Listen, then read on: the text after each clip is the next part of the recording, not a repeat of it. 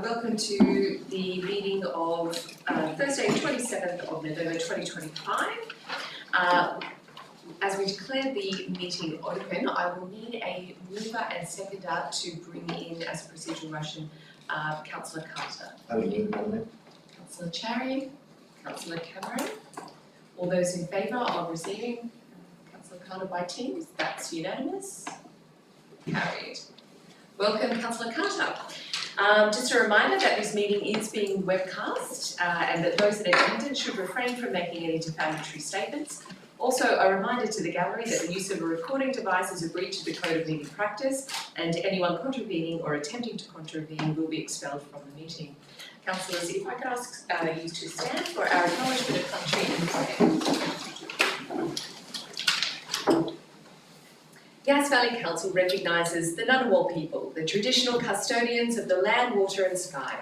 We pay our respect to their elders past, present and future emerging leaders. We extend our respect to other Aboriginal and Torres Strait Islander people who live in the Yass Valley local government area. Now to the prayer. Let us be still and remember the presence of God. As we commence our meeting, let us pray together for guidance and help. Please join me in the prayer or take this moment to reflect. Almighty God, we ask your blessing upon this council. Direct and prosper our deliberations to the true welfare of Australia and the people of Yass Valley. Amen. Please be seated. Councillors, we have apologies next from Councillor Rosswell, and Councillor Flannery will be arriving shortly. Can I have a mover for that apology for Councillor Rosswell? So move Councillor Cherry and Councillor Burgess. All those in favour? That's unanimous. Thank you, Councillors. Councillors, do we have any declarations of pecuniary interest or special disclosures? Mayor. Yes, Councillor Burgess. Item 10.1, Bengo Wind Farm. I've got the wind tower right over my fence, and I'm going to Okay. a bit of money out. Thank you, Councillor Burgess. Councillor Butler. I'll just declare an interest in item 6.5. It's a non-pecuniary, non-significant interest. I'm an active volunteer in one of the sporting groups, however I will stay in for the decision. Thank you, Councillor. Any further declarations, Councillors? I will declare for 10.1 the, 6.22, the Rye Park Wind Farm Community Enhancement Fund as a family member is on a parish board for one of the items seeking funding for the community carols. So I will be leaving the room for that one. All right, let's get back to our agenda. Councillors, can I have a confirmation of the minutes held on the 23rd of October last month? So moved Councillor Burgess, seconded Councillor Butler. Any comments? Yes, Councillor Cameron, speaking for or against? Against. Madam Mayor, I'm speaking against the minutes because they fail to accurately reflect 6.6, where unsubstantiated allegations about Sustainability Committee members were made. As these allegations may have affected Council's decisions, it must be noted on the digital record and minutes that these allegations are totally unsubstantiated. Thank you. Thank you, Councillor Cameron. Is there any further speakers for or against the motion? Let's put this to the vote then. All those in favour of noting the minutes? Councillor Butler, McGrath, Cherry, Jones, Burgess, Carter. Those against? Councillor Cameron. The motion is passed. Moving on to the minutes of the extraordinary meeting held on the 12th of November. Do I have a mover for those minutes? So moved Councillor Cameron, seconded Councillor Cherry. Any speakers for this motion? Let's put it to the vote. All those in favour? That's unanimous. Thank you, councillors.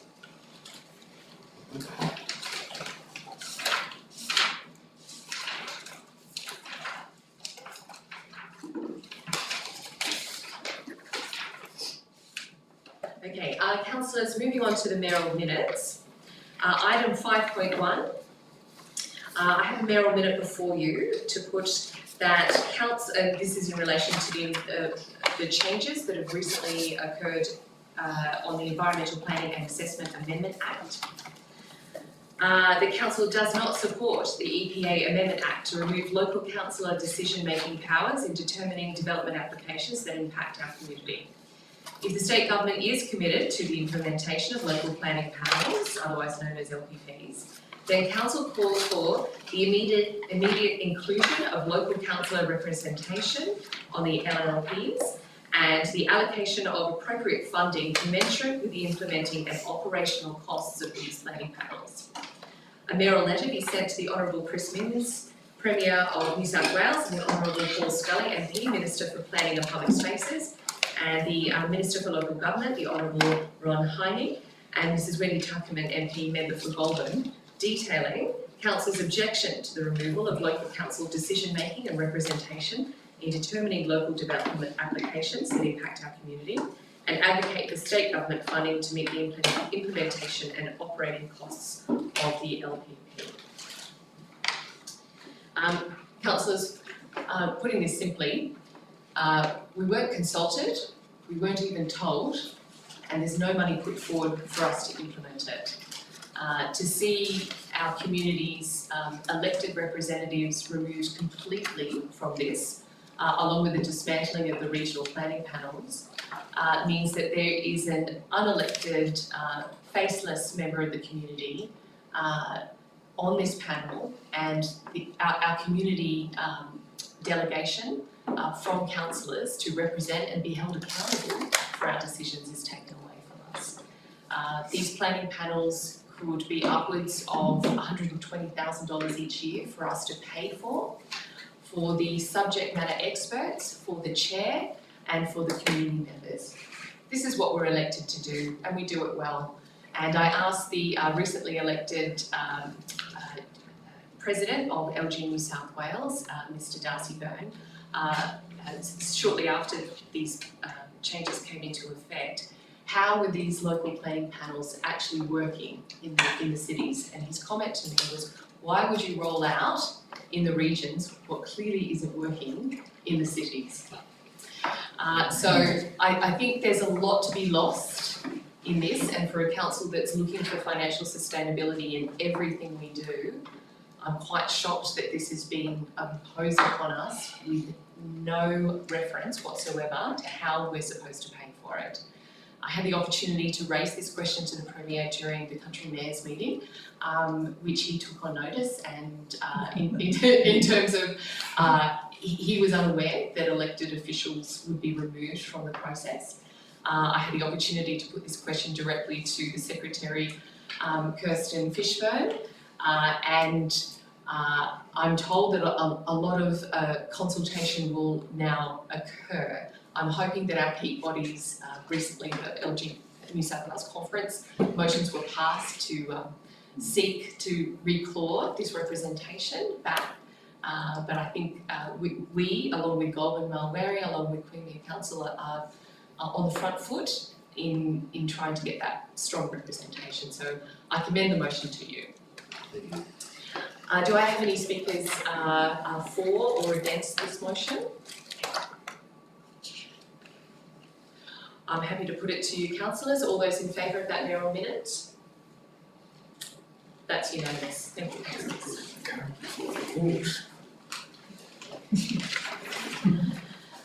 Councillors, the CEO and myself and many members of Yass Valley Council attended last week the funeral of Mr Mark Andrew Livermore, following his sudden passing on the 31st of October 2025. At that funeral, I was able to personally express our condolences and also present a letter of recognition of Mark Livermore's service to our community and to our council. Our hearts go out to Marie, his wife, Katie, his daughter, and his boys, as he called his stepsons. It was an incredible turnout to his funeral. It's not until you're at someone's funeral that you realise how involved in so many organisations an individual can be, whether it was Remount, the Murray Bateman Pony Club, the police force, Yass Valley Council. The list went on as to the members of our community that came together to celebrate his life. I would like to just note that he gave council 8 years of dedicated service. Mark commenced with council in February 2015 and served in the role of Manager Environmental Services until his retirement in November 2023. His knowledge, professionalism and dedication were highly valued, and we will be remembered warmly by those who had the pleasure of working alongside him. Everything was done with his team in mind. They trusted him and he trusted them implicitly. It was done with integrity and it was done with humour. Yass Valley Council would like to acknowledge the contribution and the service to our community that Mark conducted with integrity always. Councillors, I have before you a recommendation that we note the message of condolence on behalf of Yass Valley Council that was expressed to the family of Mr. Mark Andrew. Councillors, I commend the motion. Councillor Cherry. Madam Mayor, with your permission, I'd like to say a few words to reinforce Thank you. condolences you've already extended. I rise to honour the life of a man who made an exceptional contribution to our region and to Yass Valley Council. Mr. Mark Livermore, known fondly to so many as Big Red. Even though I never had the honour of meeting Mark, but I know some of you did, I've been told that he was a big man in every sense of the word. Big in heart, big in kindness and big in character. And for those who knew him well, Big Red was more than just a nickname. He captured the warmth, humour and generosity that defined him. I'm told that he had the rare gift of making people feel safe, welcome and genuinely seen from the moment they shook his hand. Mark was a proud Murray Bateman local, I'm told, and the depth of respect for this community that he held for him was reflected on Friday the 21st at his funeral at the Murray Bateman Bush Cemetery, where, as you already noted, Madam Mayor, there was an immense crowd gathered to honour his memory. It was a powerful testament to the life he lived and to the many people that he touched. Many in the Yass Valley knew Mark through his 8 years of dedicated service as Manager Environmental Services at Yass Valley Council, from his commencement in February 2015 to his retirement in 2023.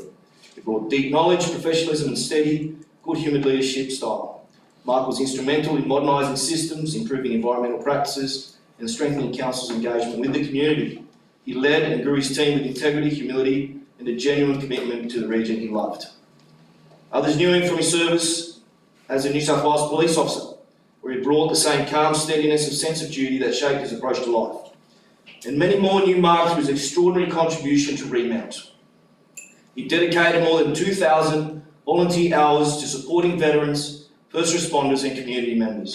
He provided horses, financial support and most importantly, a grounding, compassionate presence that became part of the very fabric of that program. At Remount, and I have this reassurance from Mr. Ben McGuire and Mrs. Maureen McGuire that they run Remount, they speak of the healing power of horses. Mark lived that philosophy. He showed up with humility, with patience and with the kind of quiet leadership that strengthens every team simply because he is part of it. Mark's passing on the 31st of October leaves a large space, especially at Remount and across our wider community. Yet the legacy he leaves behind is rich with loyalty, kindness and the countless small acts of service that defined his life. We extend our heartfelt condolences to his family and to all of Mark's friends as well. Thoughts of this chamber, as already reiterated by our Mayor, and the entire Yass Valley community are with you. Thank you, Madam Mayor. Thank you, Councillor Cherry. Are there any further speakers to that motion? Councillors, I commend the mayoral minute to you. All those in favour? That's unanimous. Thank you, councillors.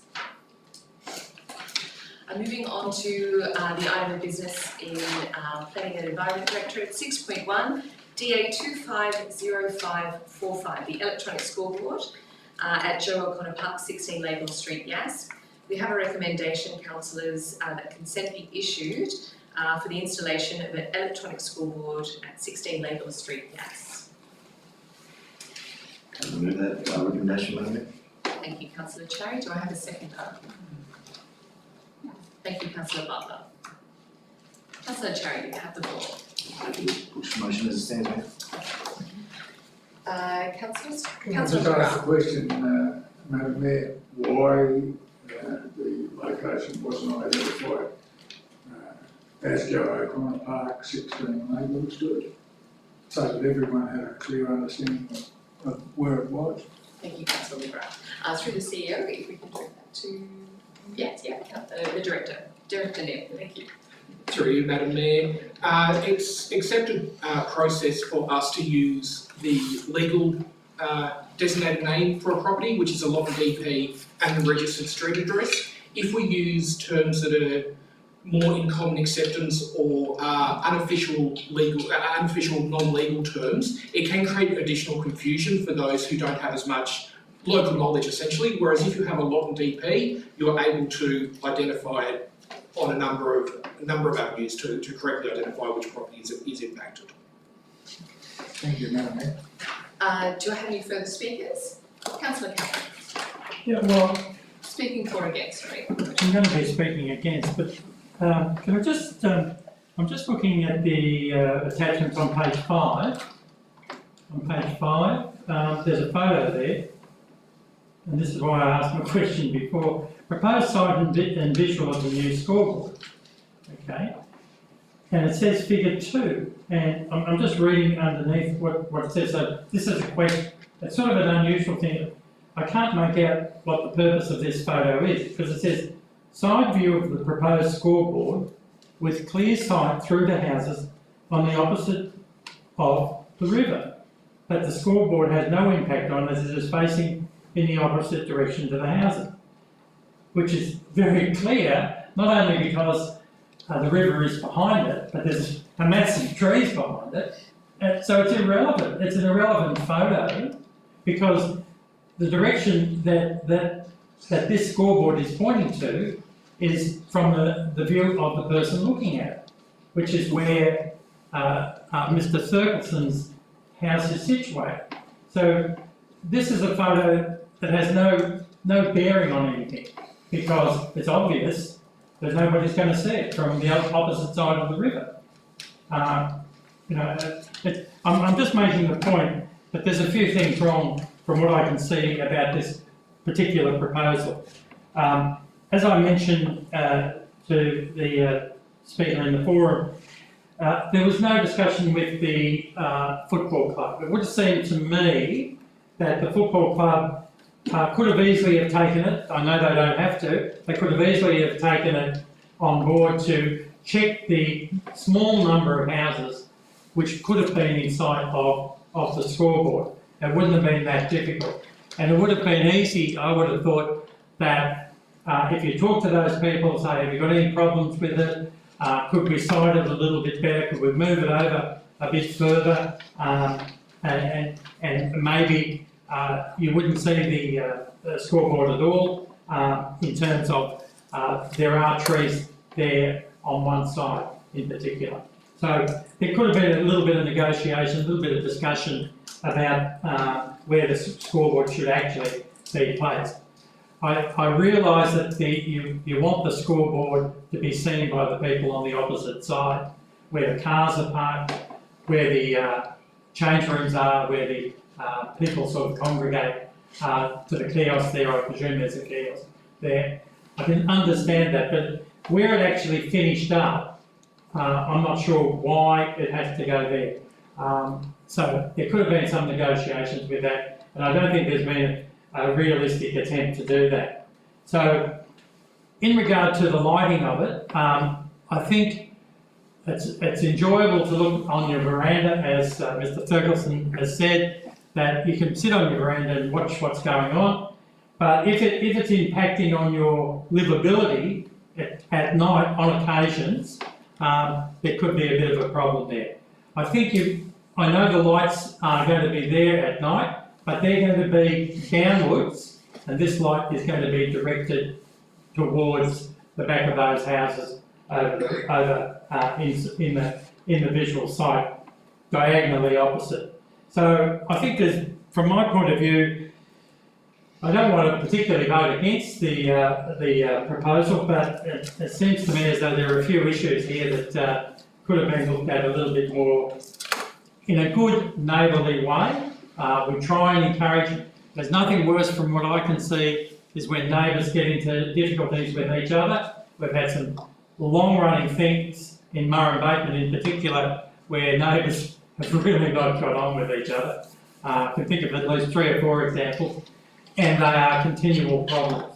And I think a little bit of neighbourly discussion could have avoided any problems that might occur now or in the future. Thank you. Thank you, Councillor Cameron. Do we have any further speakers for? Through you, Madam Mayor. Just Councillor Butler. a question in regards to the submissions that we can see in our attachments. There were 2 submissions made. I can see that there was 2 thorough responses to the submissions from the Yass AFC president, directly relating to the submissions concerns. I'm just wondering if the people that put the submissions forward, if they were then given a copy of the Yass president's response that might alleviate some of their concerns. That's my first question. Thank you, Councillor Butler. Through the CEO, we might direct that to Director Neil. Through you, Madam Mayor.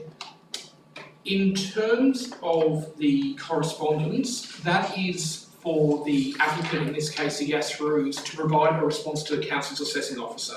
So they're able to perhaps modify their application, provide justification or explanation for certain areas of concern. It's not generally passed on to objectors in that instance. Thank you for the clarification. I just wanted to point out that in the business paper, it does say, and sorry, just let me get to the specific section, where it outlines the usage of the scoreboard. It's not exactly clear in terms of the night games, how often that will be utilised. So it says details of the proposed operating hours, which include Saturday, 12 p.m. to 5:30 p.m. So that is a standard. I imagine that will be every Saturday, 12 p.m. to 5 p.m. So the majority of that time will be within daylight hours, so probably not a huge imposition in terms of light emitting from that.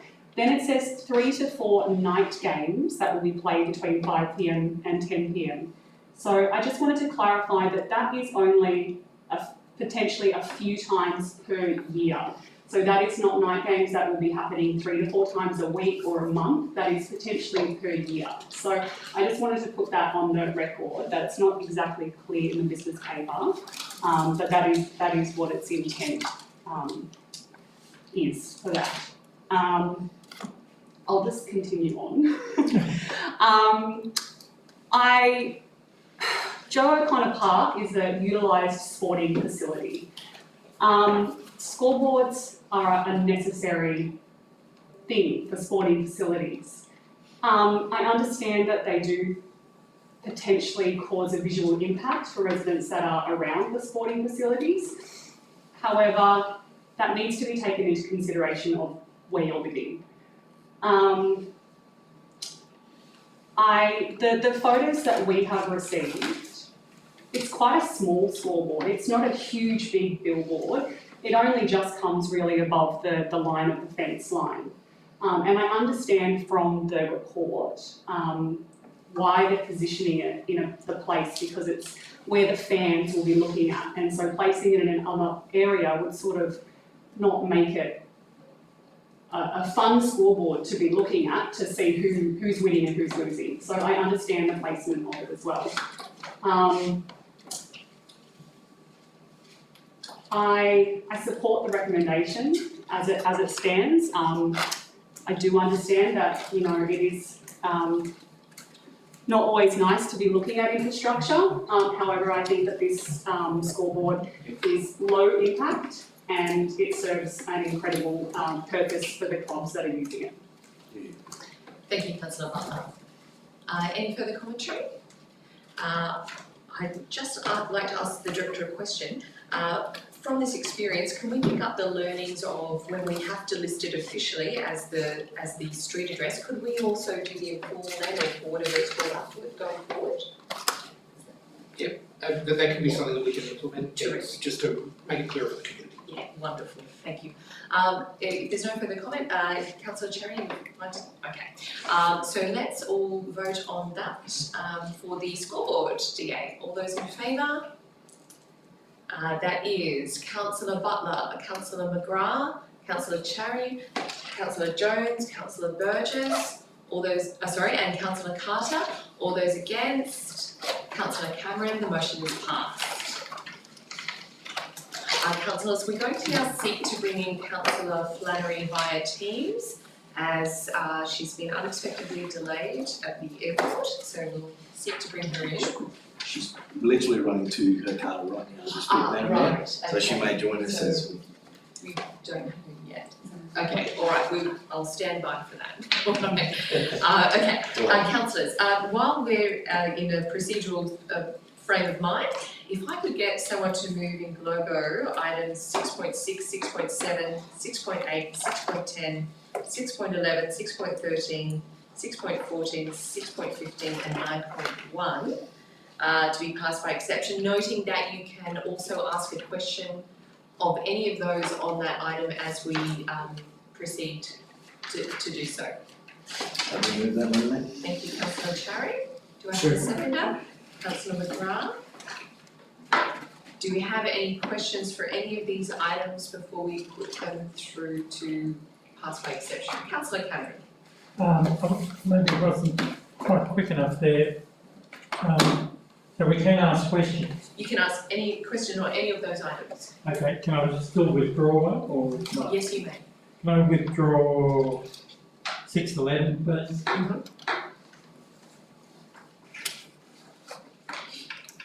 And I have a question in regard to 6.10, or a couple of questions. Yes.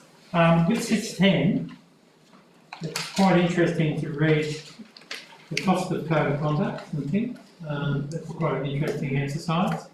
I noticed there's one there that's not been finalised. So I've got some questions related to that. Is that going to be finalised, that one, or not? That's the first question. There's one that's not been finalised. Second question is, why? Why hasn't it been finalised? And third question is, I believe there may have been a report related to that one that hasn't been finalised, and were there recommendations with that report? Thank you. Thank you, Councillor Cameron. I do believe we are unable to make any comment on the live one, but I will just seek some guidance from our government officer. Sorry, I'm asking, is it still live? Will it, or has it stopped?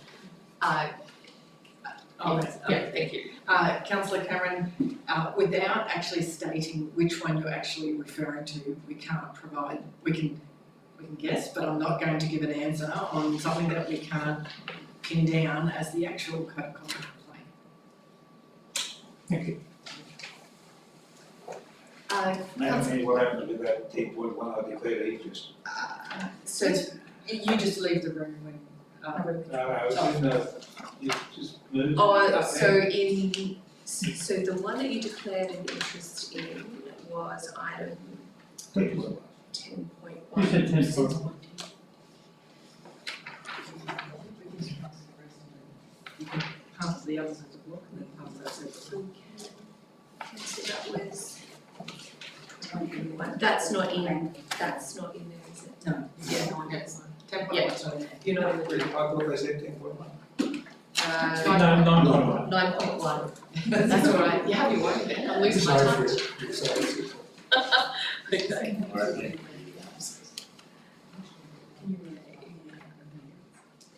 All right, councillors, if there's no further questions, we have a mover and a seconder to move these in Globo.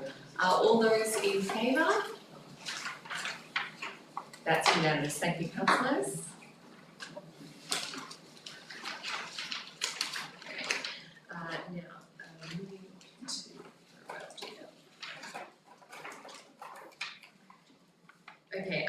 we're looking at now the engineering standards for Parkwood DCP, number page 33.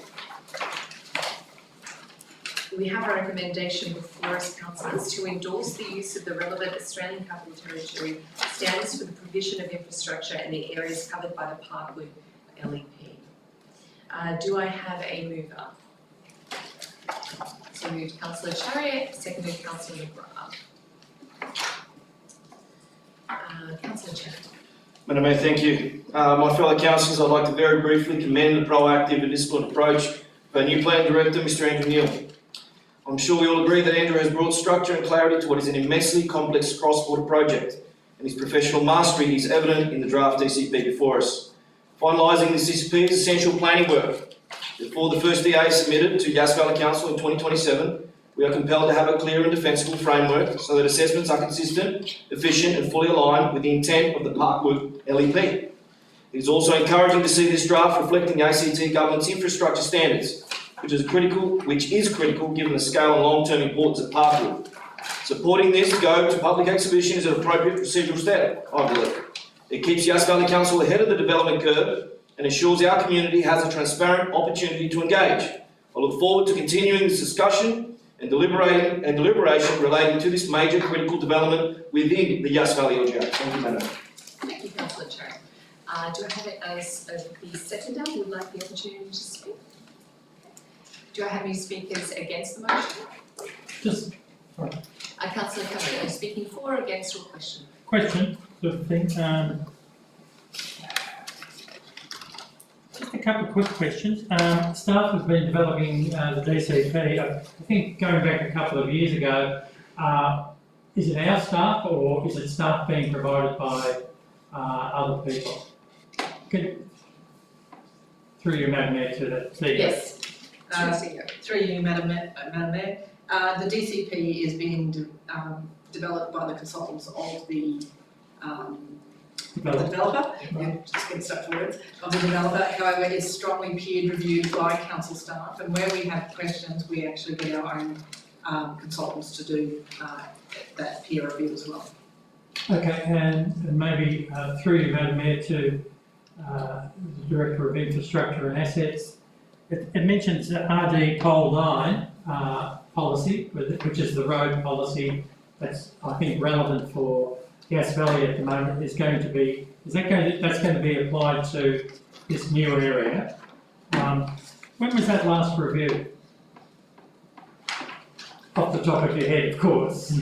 Because I think it may have been some time ago. Just through the CEO, happy for the director to. I'm happy for the acting director. Sorry, acting director. Through you, Madam Mayor. The policy was reviewed in 2018.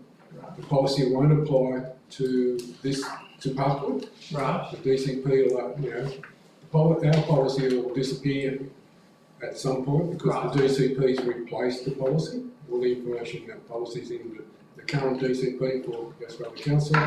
The Parkwood DCP will have its own capacity. And none of the council's current policies apply to that particular DCP. Okay, thank you. And can I just thank the Acting Director of Infrastructure, Terry Cooper, for joining us. I should have introduced you at the very beginning. Thank you. Councillors, do we have any further speakers for or against? Decline? No problem. Okay, let's put this to the vote. All those in favour? That's unanimous. Thank you, councillors.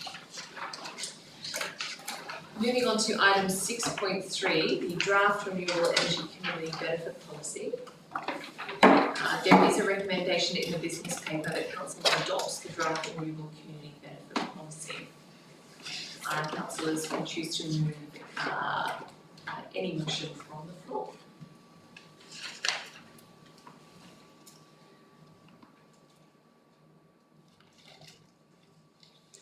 I hear crickets. So, if there's no moving of the recommendation in the business paper, with councillors' permission, I will move from the chair. that Council 1 undertakes to seek further input and community feedback on a renewable energy community benefit policy. 2, delegates the CEO to engage with Bynalong, Bookham, Bowling and Wee Jasper community associations on the draft renewable energy community benefit policy and any other relevant community stakeholders in February, March 2026, with councillor attendance encouraged. I have a seconder, thank you. You never know how these things are going to go. All right, councillors, I think we've seen an opportunity to be more proactive in this space, to reach out to our communities most impacted. There is no question that we are in a brave new world for our villages with a layer of industrialisation never before seen in Yass Valley. I think it behoves us to put our feet on the ground and at the very least introduce what our policy is in the community's setting, which is a safe experience for them if council goes out to our communities and meets them where they're at and introduces what we think and give them an opportunity to tell us what they think. Councillors, I'll now give the opportunity to Councillor Butler as the seconder to speak. I don't have anything to say. Okay, Sorry. thank you, Councillor Butler. Do I have a speaker against the motion? Do I have another speaker for the motion? I just have a question. So that reads quite well, I must say. But what are we doing? We are taking the policy that was down here in the business papers and saying this is what we think, or are we just saying this is a possibility? What do you think? So there's sort of going to be some process of negotiation about what the final product would look like. Certainly, Councillor Cameron, if taking out this draft, which has been on public exhibition, taking that out to the community and seeking further feedback on it could completely dismantle what we think is a good idea. If we go back out and we get an option to do something different. But I should be realistic and cautionary in that. Hello. Hello, Councillor Flannery. Hello. I might actually seek some advice on our ability to pause the business while we bring in Councillor Flannery. Fantastic. All right, can I have a procedural motion to pause the business of council? I'm sure there's more correct wording in the meeting papers. Councillor Cherry and seconded Councillor Cameron. We just check that she can actually hear us. Yes. Councillor Flannery, can you hear us? It's just frozen. Councillor Flannery, can you hear us? No. I think we might actually that's gone blue again. Is that you, Billy, or is that? That's councillor. Yeah.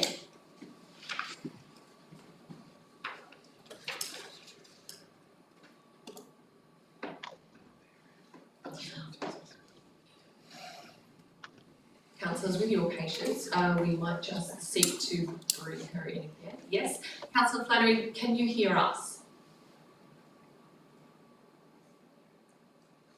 No.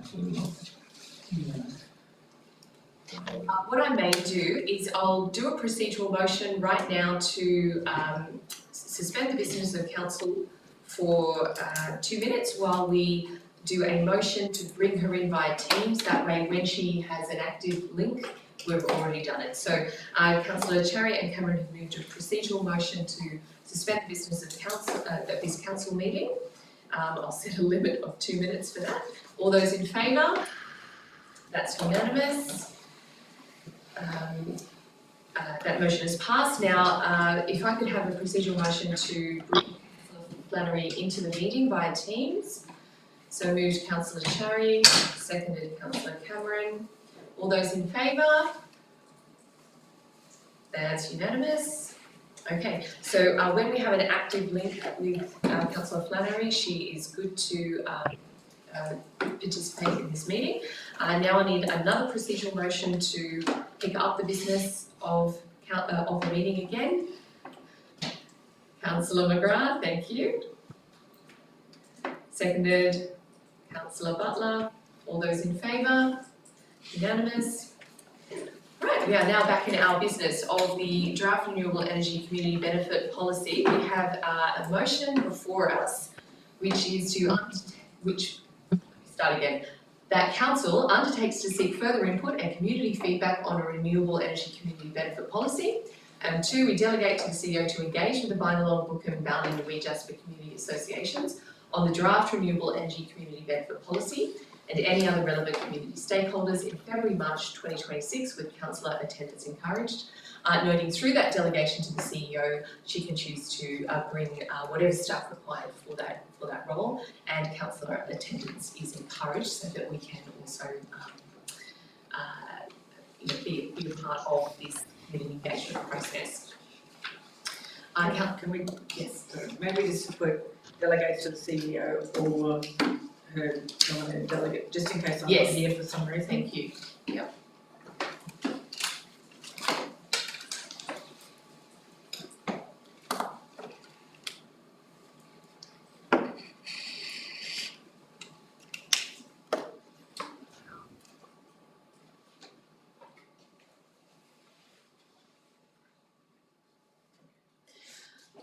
Councillors, before we have any further speakers for or against, it's probably prudent that we hear from our director in regards to what happens by not adopting the policy right now. So I thought that's probably a good idea to talk. So if I could ask Director Neil to explain, are there any urgency issues, what happens next, and how long will this process likely take if we need to go out to community exhibition again? Thanks, Madam Mayor. The general risk for council not adopting a policy in its broadest sense is we will be bound by the current New South Wales guidelines on this matter, which sets out the dollar value with no ability to enter into any real discussions to increase that. So that's the status quo, and that's what will remain without any alternative council policy in place.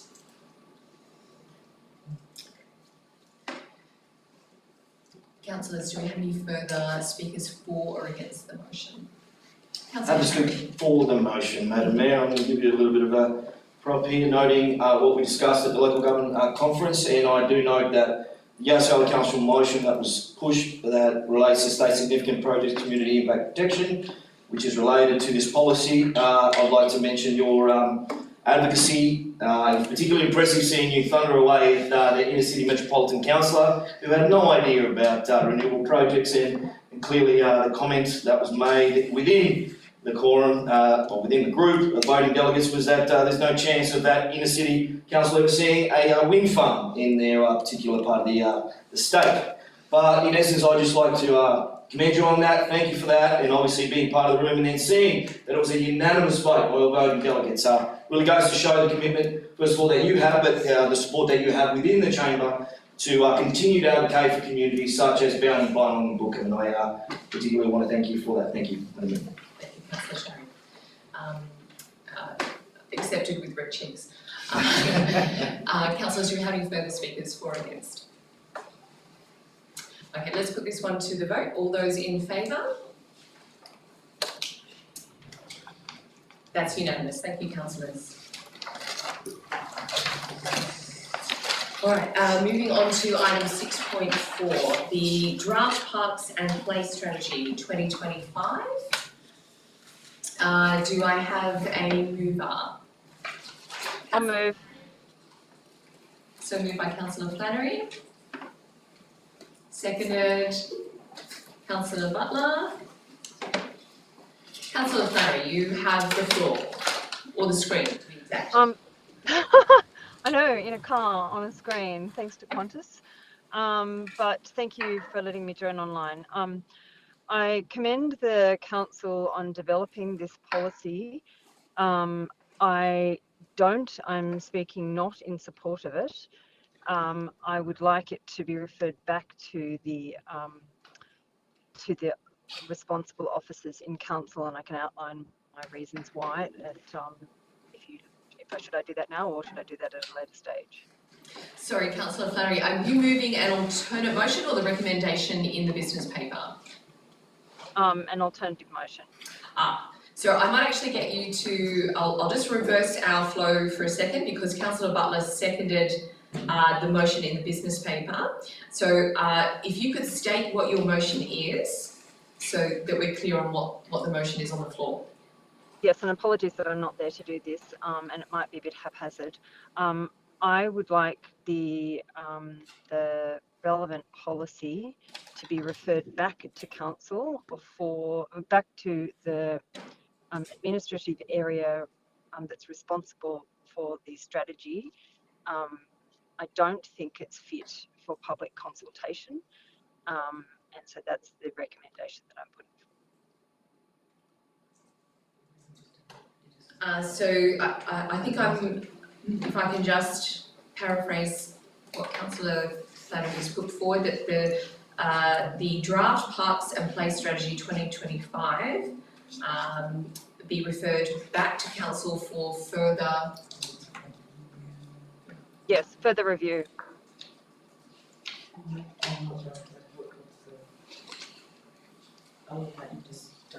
We don't really have the reasons stepped out. Councillor Flannery, could I suggest? I can set those reasons out if it's the appropriate time to do so. I can step them out, but I'm putting forward an alternative motion. And apologies, I would have sent this earlier ahead of hours of flights not being delayed. Councillor Flannery, it's very difficult for us to proceed with the business without a submitted motion. So what I'm going to suggest is that we move the business move the recommendation in the business paper and give you the opportunity to foreshadow or vote against the current one. Okay. Yeah, thank you, Councillor. Yep, no, that's fine. Thank you, Councillor Flannery. So I'll just seek if Councillor Butler would be prepared to move the motion, and if I can seek a seconder, Councillor Cameron. All right, Councillor Butler, you have the floor. Thank you. I spoke briefly to Councillor Flannery in regards to this item. I'm very invested in playgrounds and parks. I believe our previous strategy was from 2017, is that correct? It's quite outdated, so this is long overdue. Councillor Flannery, in being delayed, she's had quite a hectic couple of days, but she did identify just a few tweaks within the strategy that she would like to discuss with the executive team before it goes out to public consultation. I don't think there's any huge amendments, but she just would like the opportunity to refine some of the aspects within the strategy so that it doesn't go out to public consultation and then come back and then have to go back out again. So it's just an opportunity just to refine just a few aspects of it, potentially, and not delay it too long. I would just ask to our Director of Planning and Environment, Mr. Andrew Neal, is there any urgency that you see that this must be passed tonight, or would we have a little bit of time up our sleeves to enable further discussion between council as executive to refine the strategy and then go out to public consultation? Through you, Madam Mayor. In short, no urgency. It's just an opportune time to present a strategy at this point in time. Okay. Councillors, I'll remind you that just because you are a councillor, it does not mean that you can't make a submission during the public exhibition phase. So if there's I think if we slow down on this, even though there's no urgency, it is a matter of business that will collide with our next meeting if we don't press on.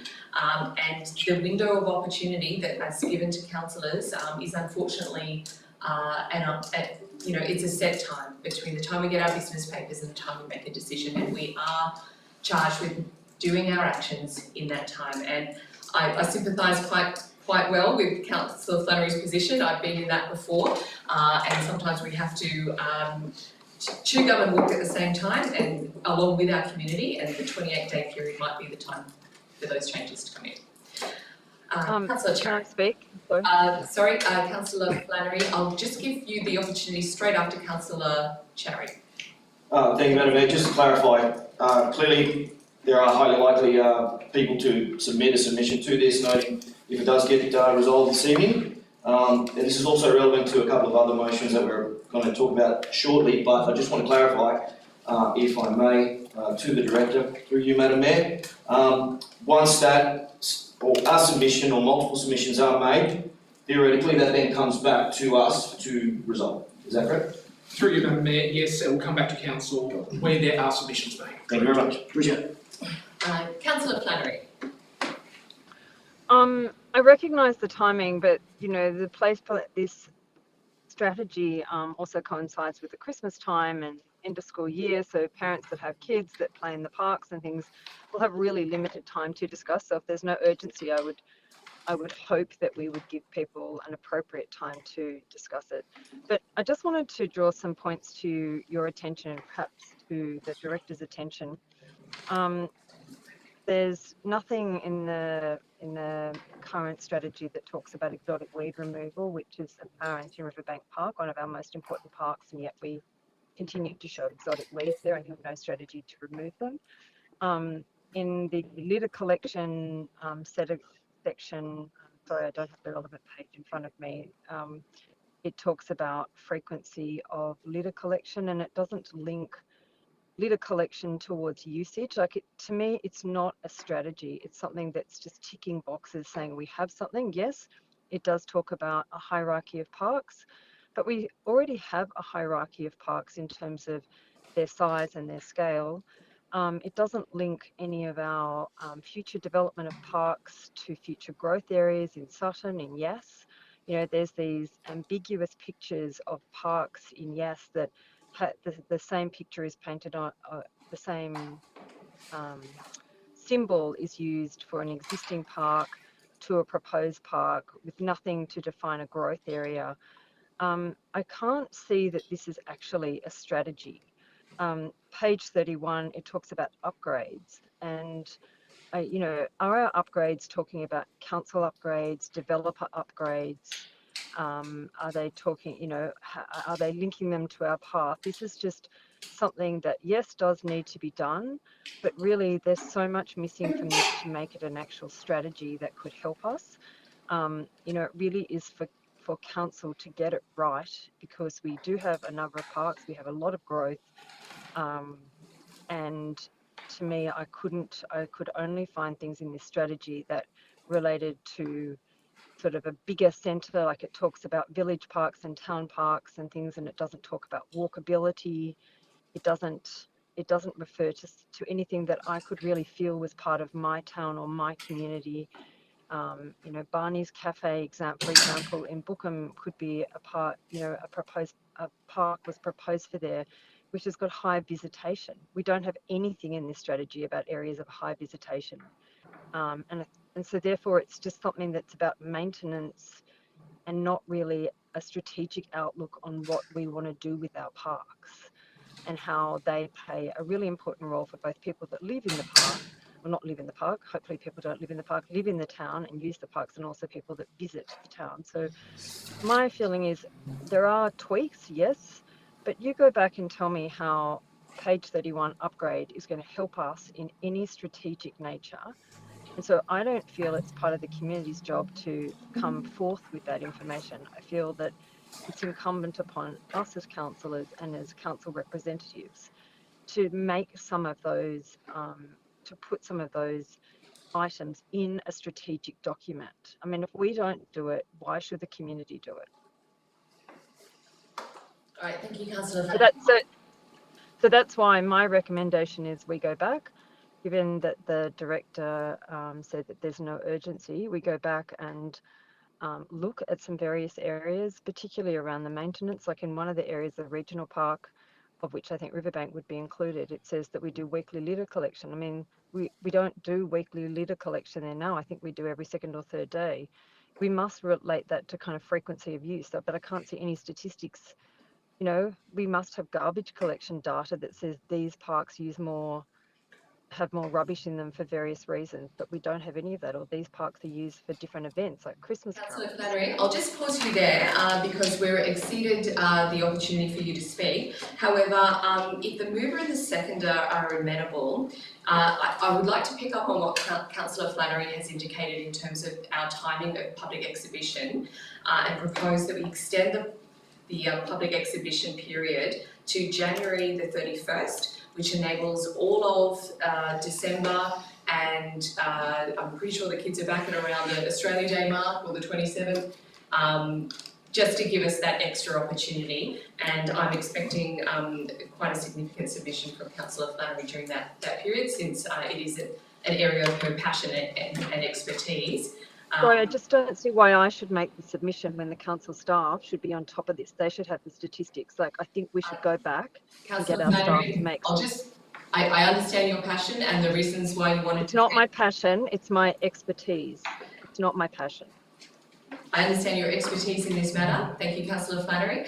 We're just seeking whether the mover and the seconder would like to appropriate that amendment. Yes, I'm happy with that. Thank you, Councillor Butler. Councillor Cameron? Thank you for remembering me. Yes, that's fine. Always. I know. All right, okay, so the amended motion includes to an exhibition period inclusive and up until January the 31st. Councillors, do I have a further speaker for the motion? Do I have any further speakers against the motion? Now give the mover the opportunity to close debate. Thank you, Madam Mayor. I might be flip-flopping a little bit around here, so I do apologise. I completely understand what Councillor Flannery is trying to achieve out of this, and I appreciate her expertise.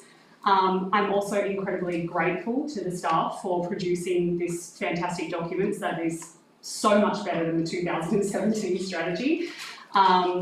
And I just want to confirm that if councillors, you know, as well as the public, make submissions, how does that shape the policy, the strategy? I imagine it says for a minimum of 28 days, which we've extended, and if no submissions are received, the strategy will be adopted. I imagine there will be submissions. If there's one submission, is that triggered in terms of coming back to council then? There's not a set number of submissions. Okay, and so if the submissions are received in a timely manner, would that shape the strategy prior to it coming back to council with altered recommendations, and you know, and then it would be highlighted of what's been made, what's been adjusted because of the submissions that have been received? Through you, Madam Mayor, correct, we would be doing stepping through the submissions made, depending on the number, whether it's on a thematic or an individual basis. And where appropriate, absolutely those submissions would be incorporated into the document and properly addressed within there. Okay. Thank you, that's all I have to say. Thank you, councillors. The mover has now closed the debate and we'll put this to the vote. All those in favour? That's Councillor Butler, Councillor McGrath, Councillor Jones, Councillor Burgess, Councillor Cameron, just noting opportunity, okay. All those against, Councillor Flannery and Councillor Carter and Councillor Cherry. The motion has passed. Councillors?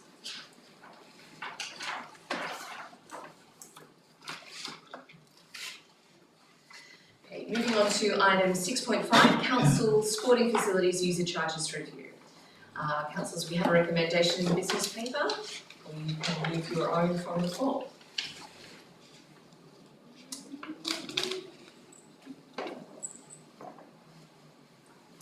Councillors, so moved from the chair. Do I have a seconder? Thank you, Councillor McGrath. Councillors, please take my support for the motion as indicated that I give the motion to you. Councillors, do we have any speaker for the motion? Do we have a speaker against the motion? Councillor Flannery. I'm speaking against the motion because I think it's the methodology for various groups, particularly little a little athletics, cricket, and the minor rugby is flawed, and I can't work out exactly how it could be more fair to them. But I'm increasing their fees by 40% or more. To me, is quite outrageous when the other groups aren't. When the other groups, their fee increases in some cases reduce. Councillor Flannery, just one moment. Billy, can we increase the volume? Thank you. Sorry, Councillor Flannery, I'm struggling to hear you, so we're just seeing if we can. So I would like to know a couple of things. So my recommendation is that we don't use a popularity contest. Like seven groups liked it, so we accept the 7 group. We accept the outcome based on more people. This suits more people.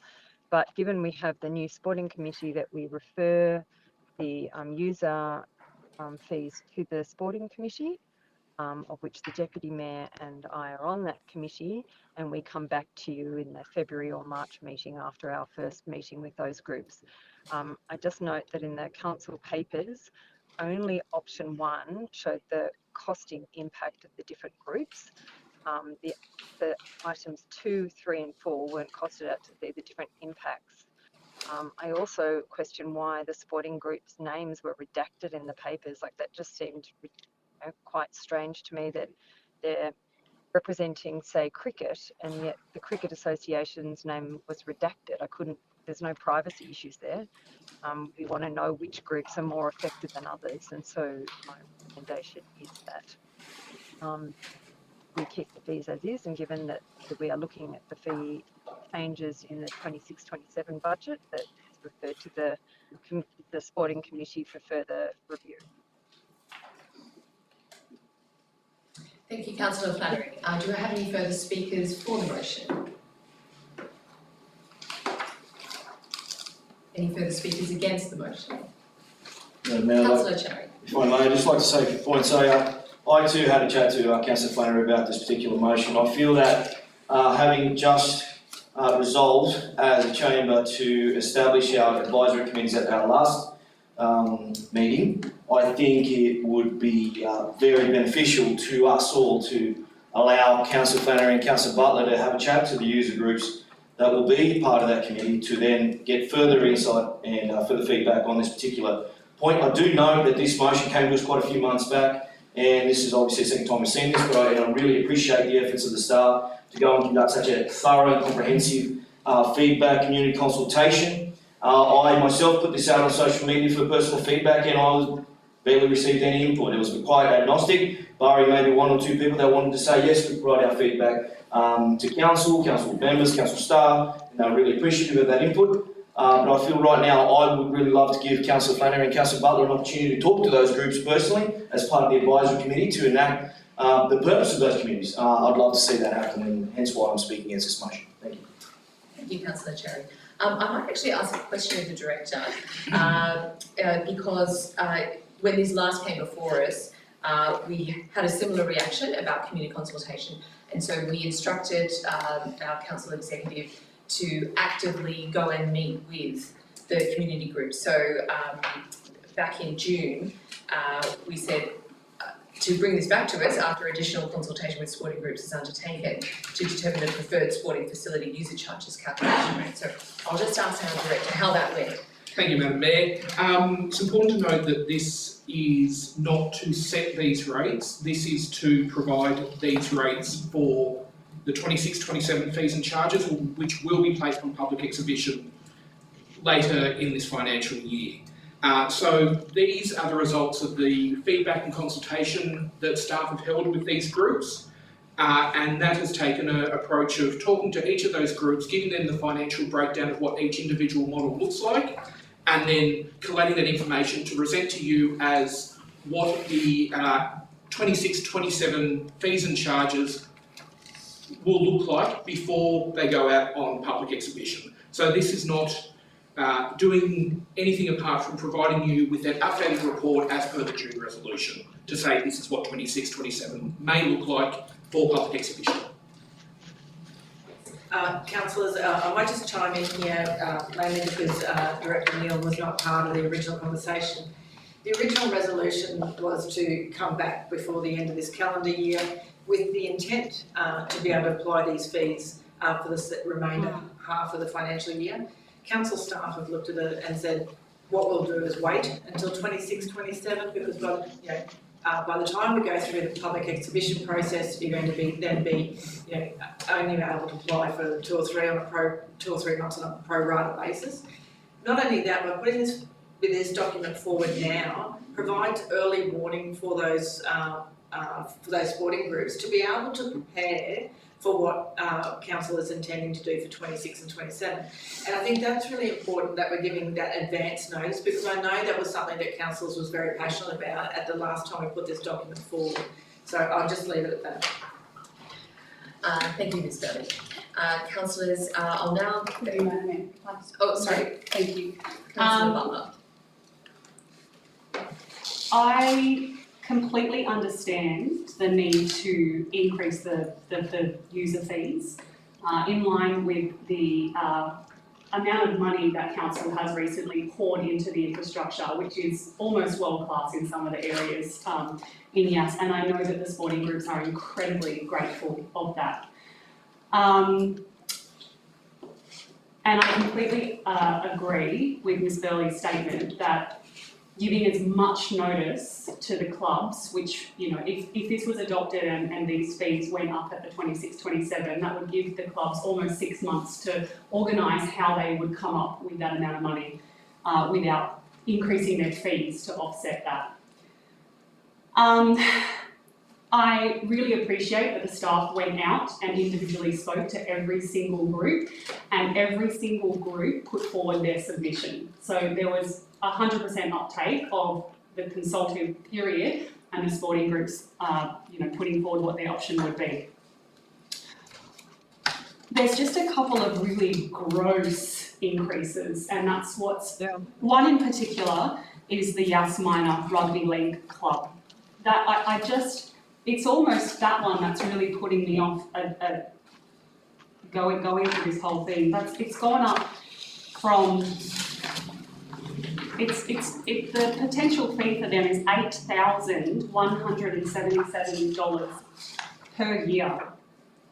And I just don't see how a not-for-profit volunteer-run junior club could afford that. I really don't. They're going from $2,500 per year to $8,000. I don't understand how. I'm sure that they didn't vote for that option because I'm sure they were presented with those figures. The rest of the figures seem quite reasonable. So I would have to speak against this motion just because of that at the moment. I think that having the sporting committee up and running and having Councillor Flannery and myself being a part of that and speaking to the groups, I think that is a great thing. However, I'm not sure what that would achieve in terms of changing the outcome, and potentially it will just be a matter of speaking to staff and submissions of how maybe we could make that a little bit more in line with what the other groups are facing. So based on that, I have to speak against the motion as it stands at the moment. Councillors, I'll just ask a further question because I think that's really insightful. Thank you, Councillor Butler.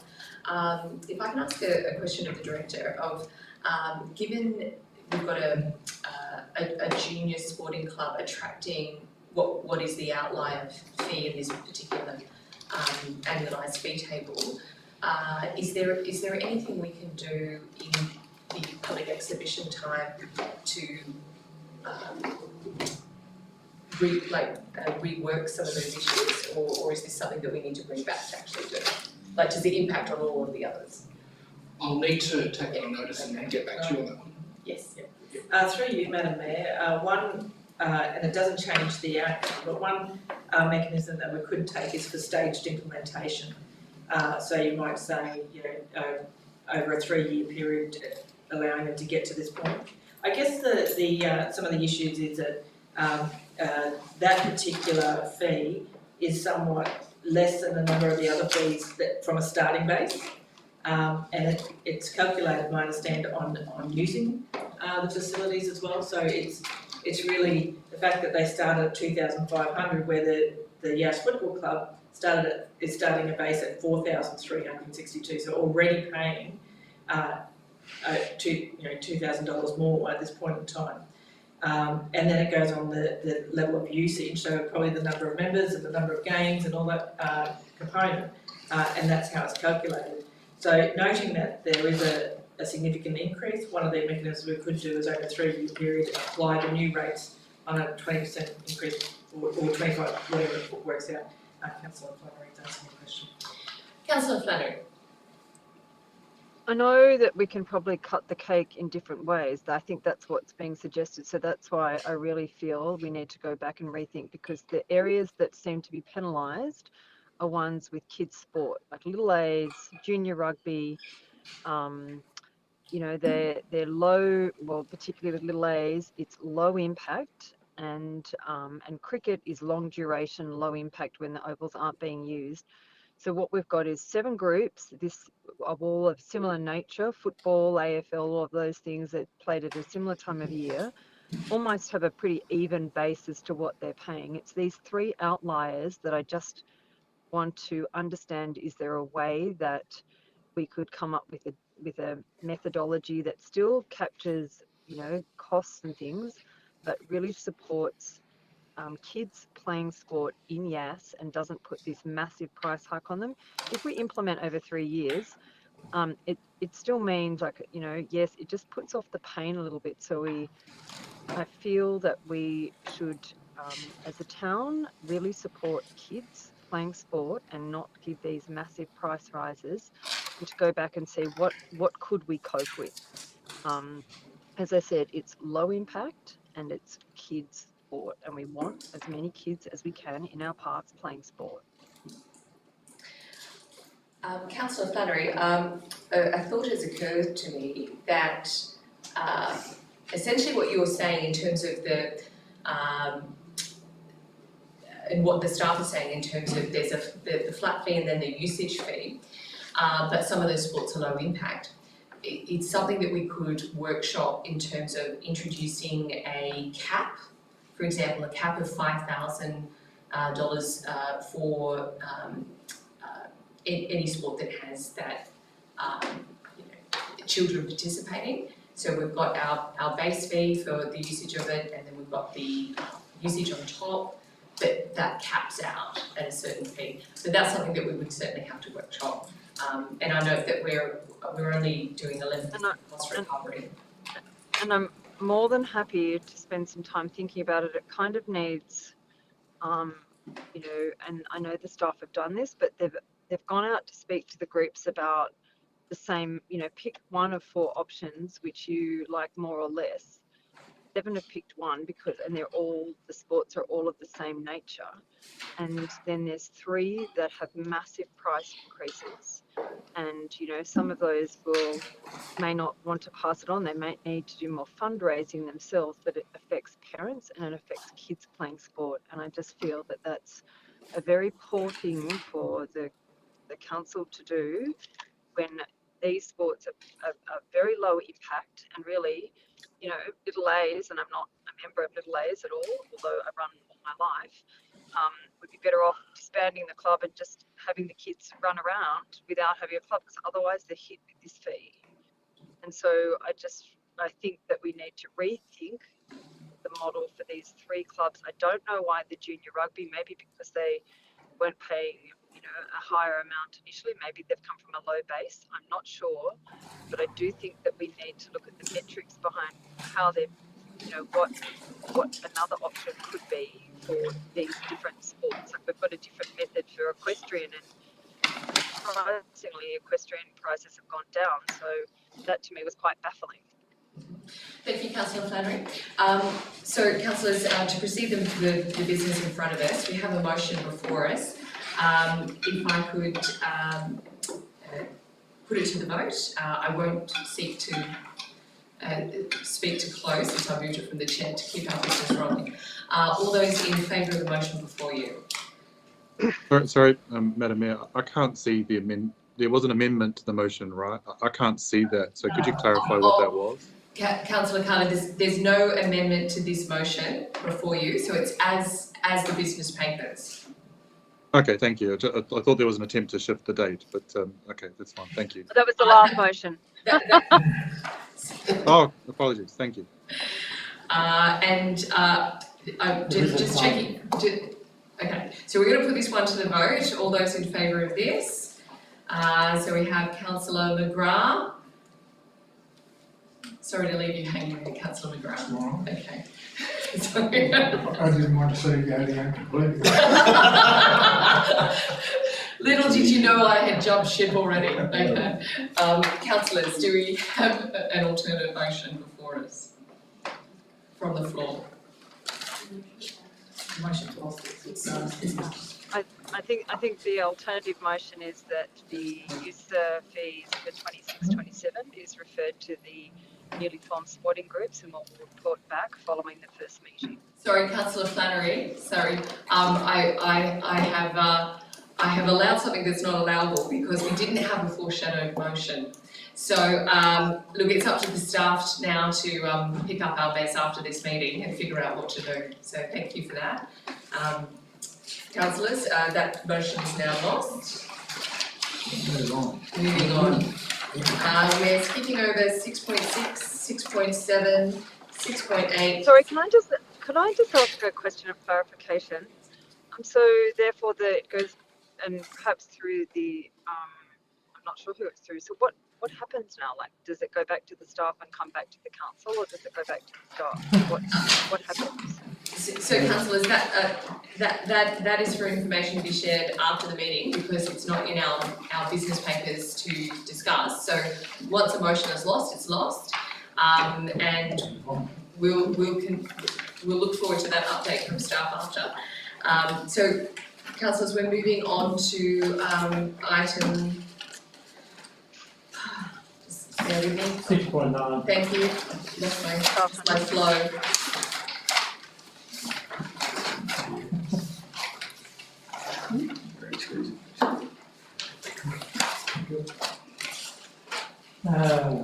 So the Yass water treatment plant, Telstra assets and TV retransmission assets, item 6.9.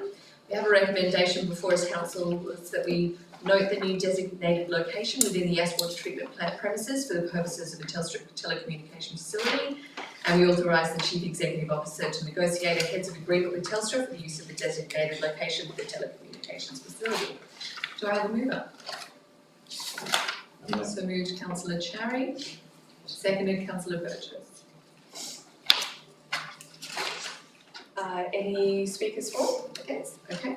Councillor. I just have I have a question. Sorry. Councillor Flannery, your question. That's what happens travelling 28 hours. Your head fills with questions. So I understand. It's a question of clarification, and from what I read, Telstra are going to put facilities in there, but in the new water treatment plant, I should be a bit more specific. I noticed that those towers are reasonably high as they are, that you can see them from various areas around Yass. When Telstra come to put their new facilities in there, do they need to go through a DA process so that people in the surrounding area know what height and other things and aerials, what they'll look like? I just didn't know what happened next. Certainly, Councillor, it actually states in the business report that Telstra will be responsible for a development application for the construction of the new tower and its operation subject to council approval. Okay, thank you. Councillors, any further speakers for or against? Okay. Councillors, note, we are a country town and some things fall to council to do. And being the holder of a TV licence happens to be one of them, and it's always a revelation when you find out council has responsibility for something that in the cities they just wouldn't dream of it. We do water, we do sewage, and we do transmission of television, believe it or not. So here it is. We've got a motion for it. All those in favour? That's unanimous. Thank you, councillors. And Councillor Flannery, I'm more than happy for you to give me a verbal yes or no if that's easier for you. I was trying to put my hand in front of my face. Yes, I'm just saying that you're making me nervous. Okay. Councillors, moving on to item 611. 611. Thank you, councillors. The managing unreasonable conduct towards YBC and its employees policy. We have a recommendation before us to endorse the draft policy. And if one or more submissions are made during the public exhibition, a future report will be presented to council. Do I have a mover? Happy to move. So moved, Councillor Butler, seconded Councillor Cherry. Councillor Butler, would you like the floor? Through you, Madam Mayor, I think that this policy is a really great step forward in terms of protecting our Valley Council staff. I think it's really well thought out and it's a comprehensive policy, and I hope that if it's implemented, that it can create some safety and mental health protection for the staff that are frontline for our community. Thank you. Thank you, Councillor Butler. Do I have a speaker against the motion? Councillor Cameron. Yeah, look, on the surface, this is quite a reasonable motion in lots of different ways, but the word unreasonable is used quite a lot in regard to this particular one, which is quite a subjective statement. Look, there's, from my point of view, unreasonable conduct is totally unacceptable, of course. Unreasonable argument I don't like, and I believe that some councils are facing a lot of unreasonable arguments in regard to sovereign citizens, in regard to people from the libertarian section of political parties up in Central Coast, etc. So I can see where this can become quite a nuisance, more than a nuisance, a way of stopping action being taken on by the council. The one that the thing that I'm most probably concerned about is unreasonable persistence. I find that, and it's the first one, and I find that really quite strange. As an ex-teacher, you know, we used to talk to kids and sort of saying that persistence is really a virtue. Being able to, when things get difficult, that you keep on going and you keep on being persistent in whatever you're trying to achieve. So I see persistence as a bit of a virtue. I'm sort of thinking of a couple of situations that I've dealt with. Before I was even officially elected, when I first got voted in, just before Christmas in 21, a woman rang me up and basically said, "Oh, I believe you're elected." And I said, I haven't been elected yet. And started talking to me about an issue that she was faced with. After some discussion, I found out that she was regarded by Yass Valley Council staff at the time, and we're talking 21, that she was a very difficult customer and her side of the argument was quite wrong. I make this point because eventually she kept insisting with me and I kept on raising questions and asking some points, and eventually the other side of the other party in the debate was proven to be the most difficult person involved. And her side of the story, which she persisted with and discussed, was proven to be the right one, and eventually she was proven to be not that difficult.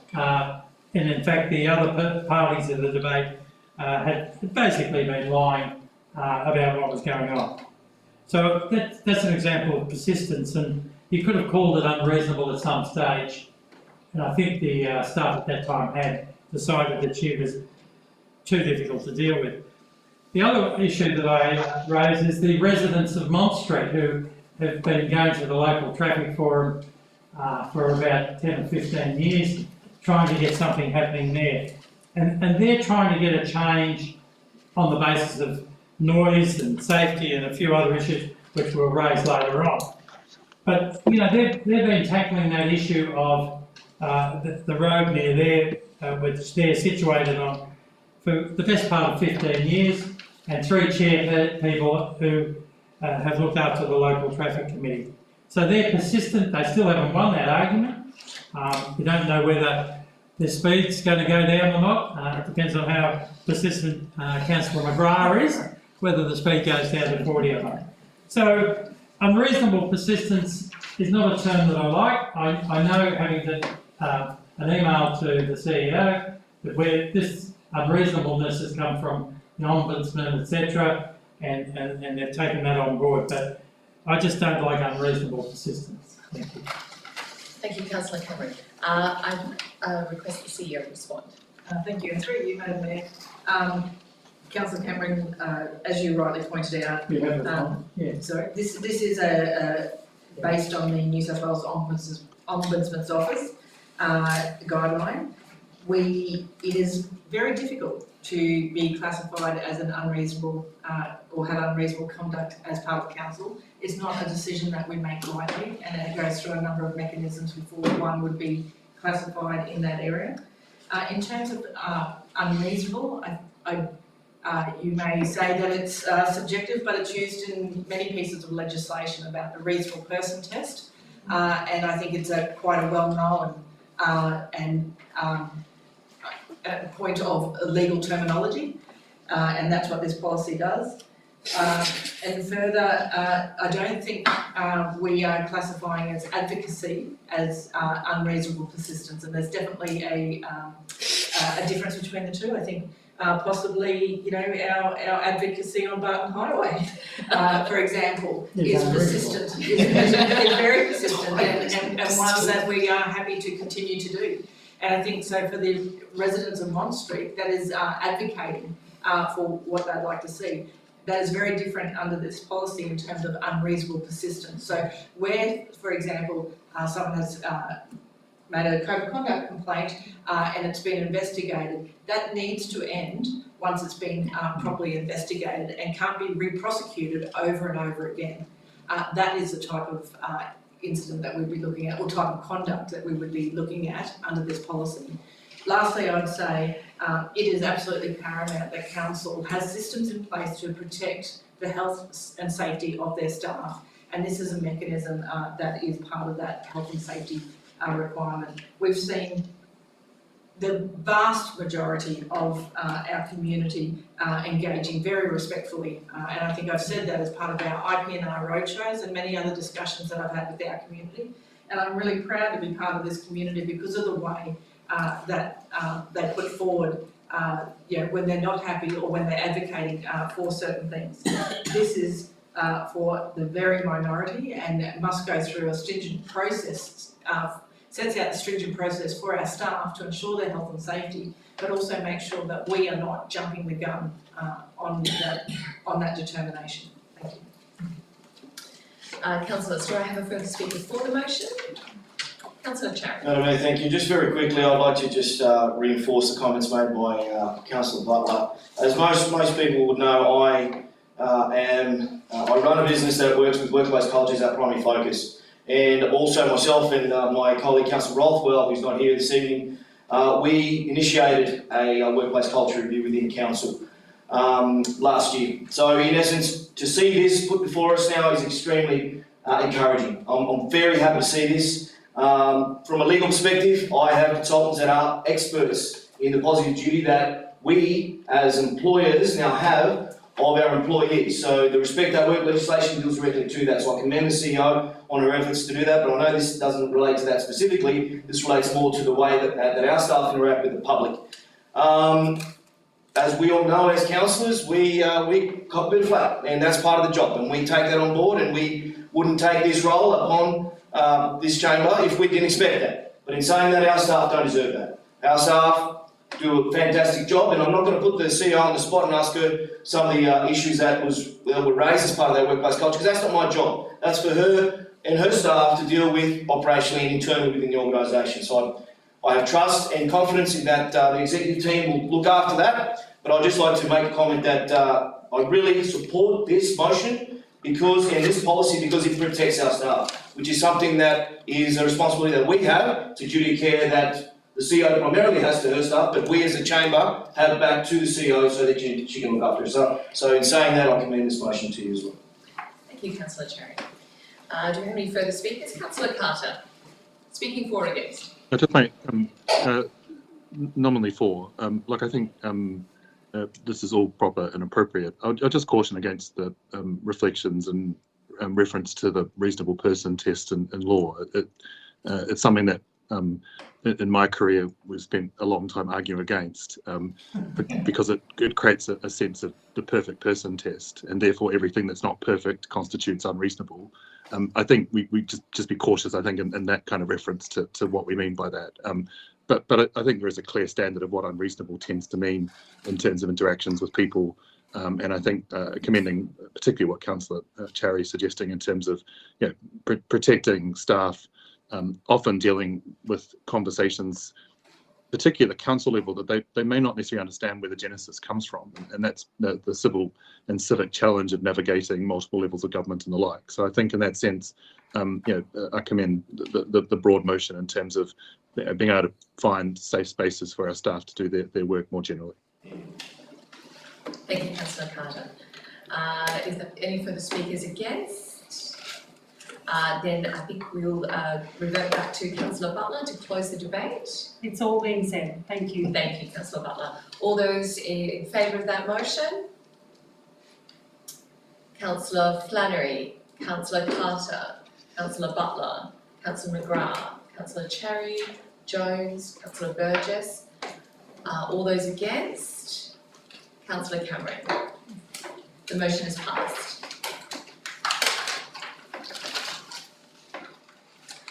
Moving on to our hardship and financial assistance policy.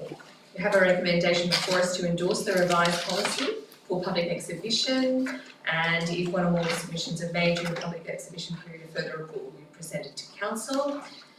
Councillors, in light of the timing, I think we should also extend to January 31st, but I'll just seek some advice whether that's acceptable. Yes, thank you.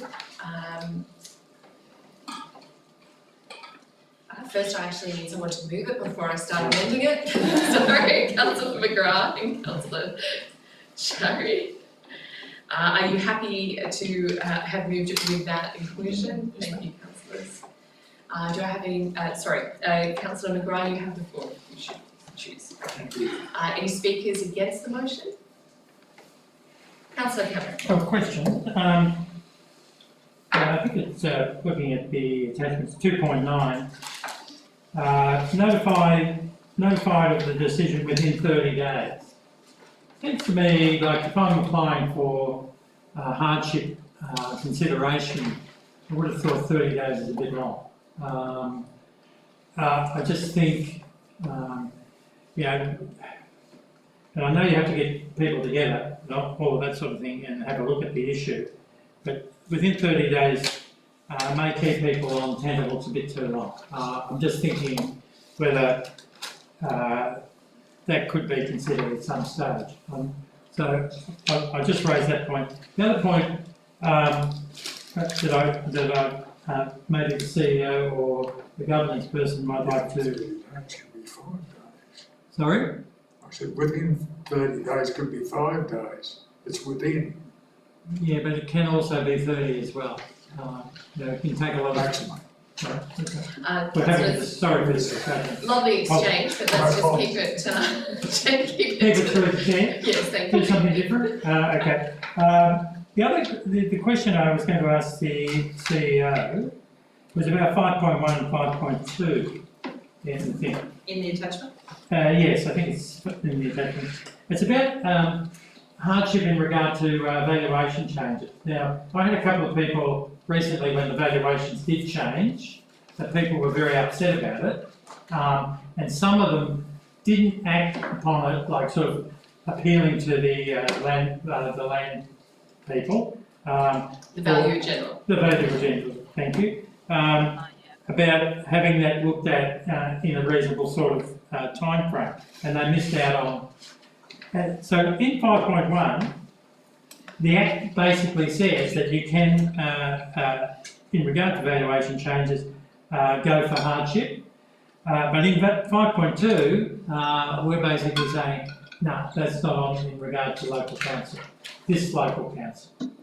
So we've got an Act saying hardship, valuation, you can go for hardship, and then we're saying, yes, you can do that, but we're not going to look at it. Is there any inconsistency there? Through you, Madam Mayor, I'll defer to our senior government officer. Yes, so through you, Madam Mayor, the intent of 5.1 is to provide relief for a year, but 5.2 talks about the long-term, financial relief that might be given because of evaluation. So the intent is we will give some relief in the first year, but point 2 is that will not give long-term relief. I don't think that's quite clear in 5.2. Okay, well we can make that clearer if you want. That was the intent when I wrote this policy though. Okay. So you're the person. Okay, thank you very much. That would be good. Sure. Thank you, Councillor Cameron. Councillor Flannery. Just one question, and it may be in the attachments. I'm not sure, but just a question for clarification. If you're applying for hardship considerations, do you have to, on what frequency do you have to apply? So say if you have your rates, is it that quarter, is it for the year, or are you given those options? Through you, Madam Mayor, it's annually. You have to apply each year. Okay, that's fine, thank you. Thank you, councillors. Do I have any further speakers for the motion? Any further speakers against? Right, I think we are almost at a ready. I'll just ask the councillor that moved the motion, Councillor McGrath, if he has any comments to share. Thank you. All right, let's put this to the vote. All those in favour? That's unanimous. Thank you, councillors.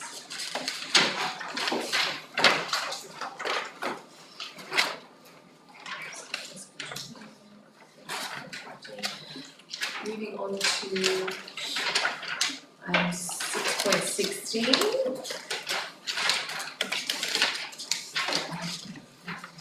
The audited annual financial statements. The recommendation before us is that we adopt the statements and endorse the adopted 24-25 annual financial statements to be placed on exhibition for a period of 7 days.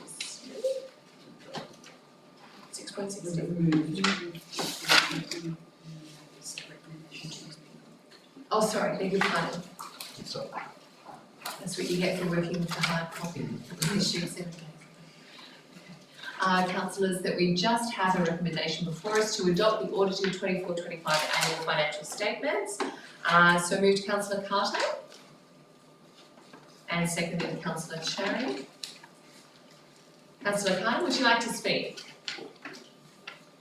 I have some questions that I'd like to ask first, and apologies, some of these questions are very technical, so I seek the leave of the chamber while I ask them, and my apologies for the technical nature of them, but there is, I think, some opportunities here just to learn a little bit about some of the choices that we make. So those questions have been given to the CEO and to the CFO earlier this week, so let me just read them out.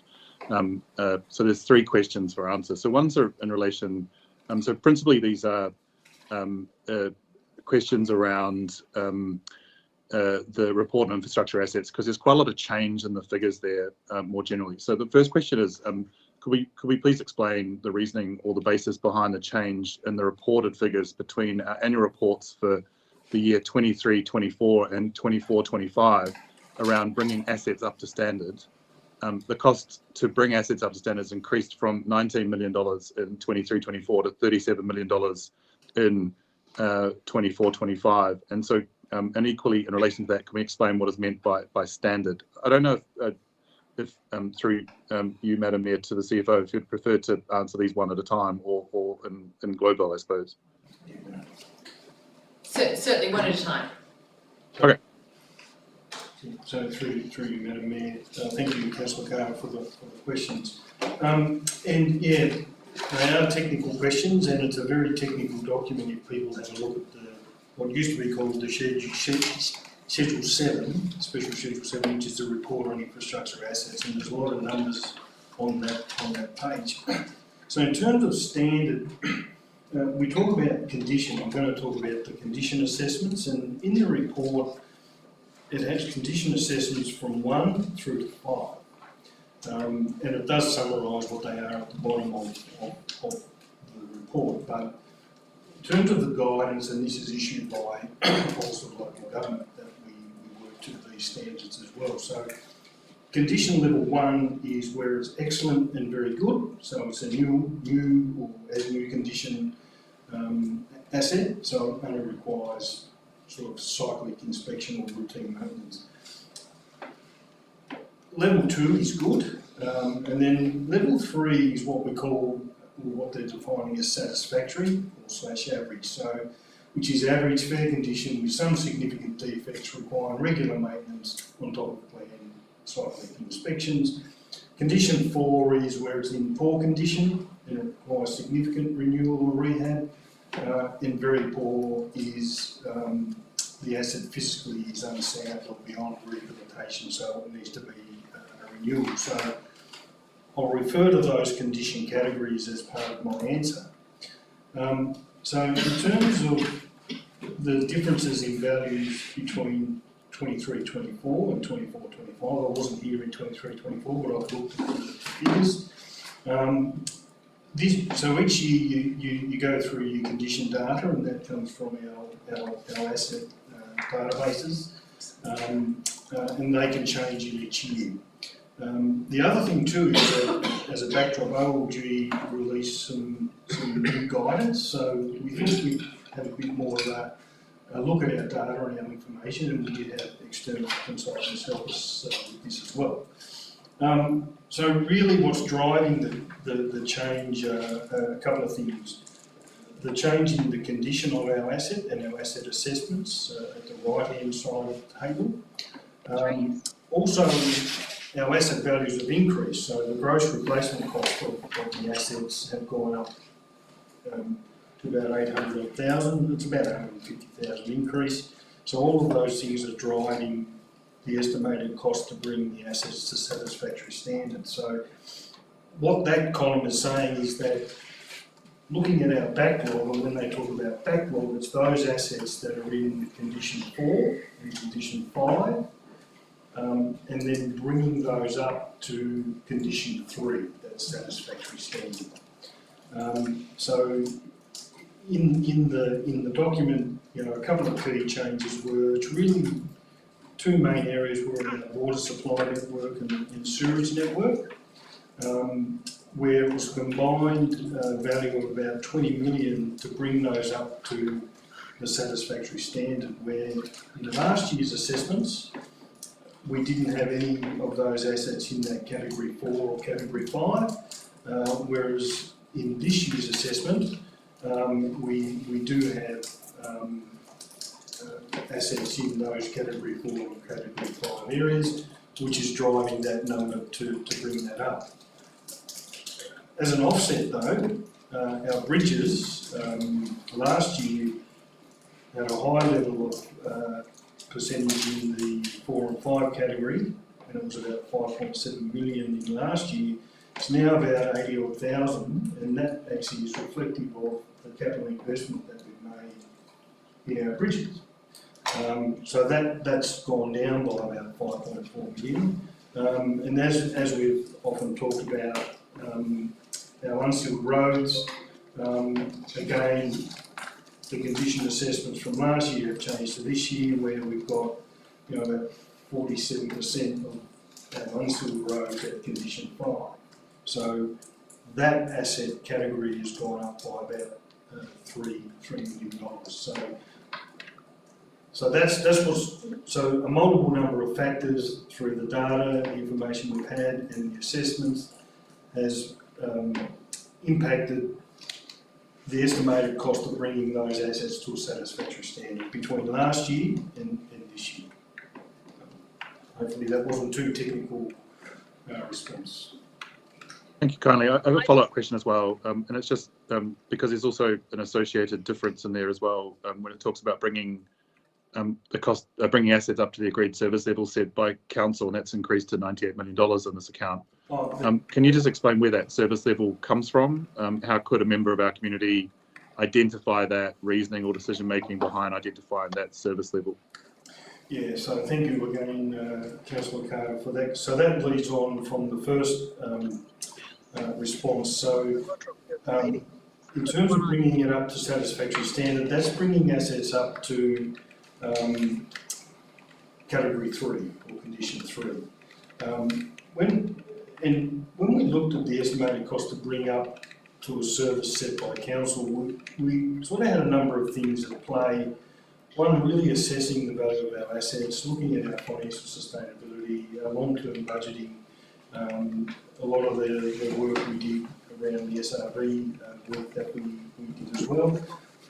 That column there is really going, of all of those assets in category 4 and 5, that's bringing those up to a condition of 1. Okay, so it's bringing up to an excellent condition, which is improving our asset base across the spectrum. Whether we do that or not, that's a decision for council. But it's showing that as we operate in that first column, getting the satisfactory standard 3 is for 37 million. If you're going to bring them up to 1, it's a higher level of cost. Yeah, through you, Madam Mayor, the way I would position this, Councillor Carter and all the council, is if you've got a condition assessment of 5, which means it's very, very poor and degraded, you don't spend X amount, like a small amount of money to get up to 3, you redo the road. And so it's a practicality issue of you don't take something that's broken and then just marginally fix it, you have to then often redo the whole road. And so when they get to 4 and 5, it's hard to get to 3. You've got to get to do the work to get to 1. Does that make sense? Thank you. Okay, Councillor Flannery. Thank you for the explanation. I just on the same line of questioning as Councillor Carter. Some of the asset condition and asset quality figures should be put in the place-based strategy so that we actually understand within one strategy how our budget and how those asset conditions have been classified. This kind of information that I think would actually help people that manage those areas be much tailored to the park, the region and everything. Councillor Flannery, it's very difficult to hear you, but I think you're asking for a budget figures. I'm not asking for anything. I'm just adding on a comment that I feel that the sophistication of something like the place-based strategy could be enhanced with some of the financial figures that the Director of Finance has just been explaining. So he was talking about the sewerage, saying it's deteriorating. If we had some of the figures for the condition assessments for the parks and put from the finance area and put into the strategy, it would be helpful so that they're linked. We do have parts. Which I'll do in my submission by the 31st of January. Thank you, Councillor Flannery. I could have one further question, sorry. Councillor Carter. Madam Mayor, so again through you, Madam Mayor, to the CFO, and that was just in a similar vein. Can you explain the process behind determining the agreed level of maintenance expenditure?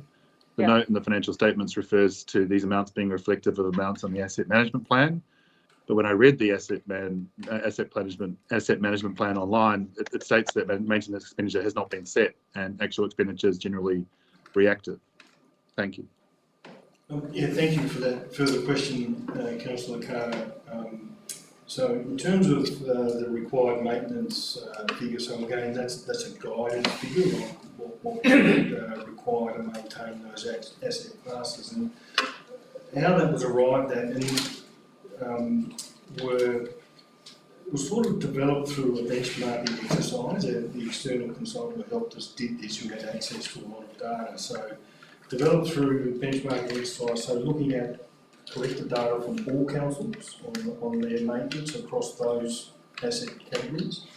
But more importantly, they looked at our percentage of our asset value compared with the Group 11 councils, i.e. the large rural councils that we sit within that group, and then applied a percentage to that to say, well, based on that comparative analysis, this is what other councils are doing as required maintenance on those asset categories, which were very similar figures to what we calculated last year as well. So, yeah.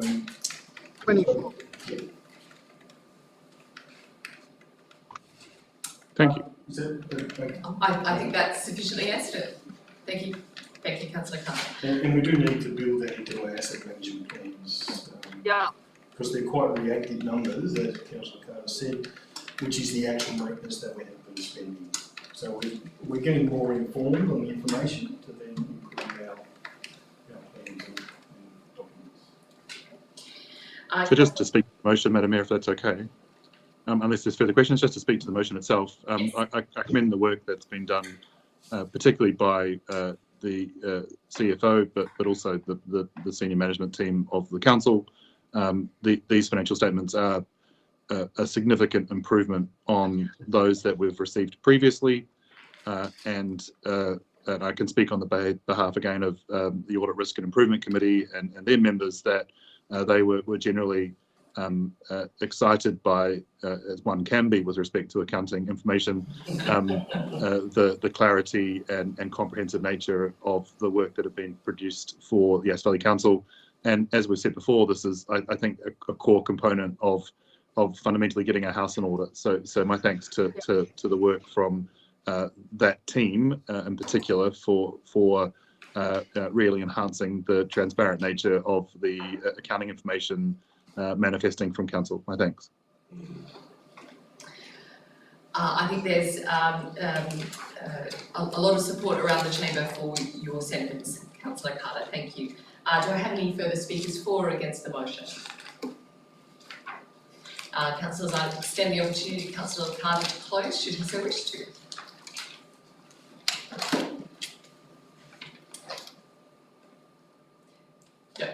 Thank you. I didn't think so, but I didn't want to give you not the opportunity. Okay, councillors, let's put this to the vote to adopt the annual financial statements. All those in favour? That's unanimous. Thank you, councillors. Moving on to item 6.17, the 25-26 first quarterly budget review statement. We have a recommendation before us to note it and to adopt the adjusted details and in accordance with the local government regulations. We note our financial position as at 30th of September 2025 as being satisfactory, having regard to revised project estimates of income and expenditure from this review. And we note that the 25-26 first quarter budget review statement will be provided to the Office of Local Government. Do I have a mover for the recommendation in favour? So moved, Councillor McGrath. Seconded, Councillor Cameron. Any speakers for or against the motion before you? Councillors, I'll just give an opportunity for either our Director of Community and Corporate to speak to the item, should she choose. No. Thank you. We're being very succinct. Councillors, let's put this to the vote then. All those in favour? That's unanimous. Thank you, councillors. Moving on to item 6.18, the Financial Sustainability Roadmap Quarterly Update. We have a recommendation before us to receive a notice report outlining the implementations of the action plan contained in the Financial Sustainability Roadmap. Do I have a mover for that recommendation? Thank you, Councillor Cameron. Seconded, Councillor Cherry. Councillor Cameron, you have the floor, so you should. Any speakers for and against the motion?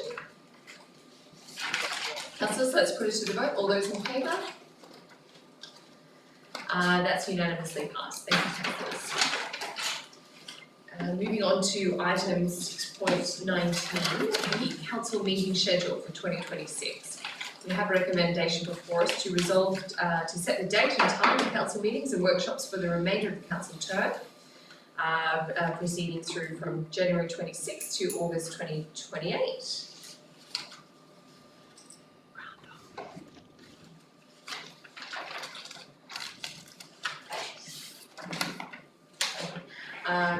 Councillors, do I have a move up that motion?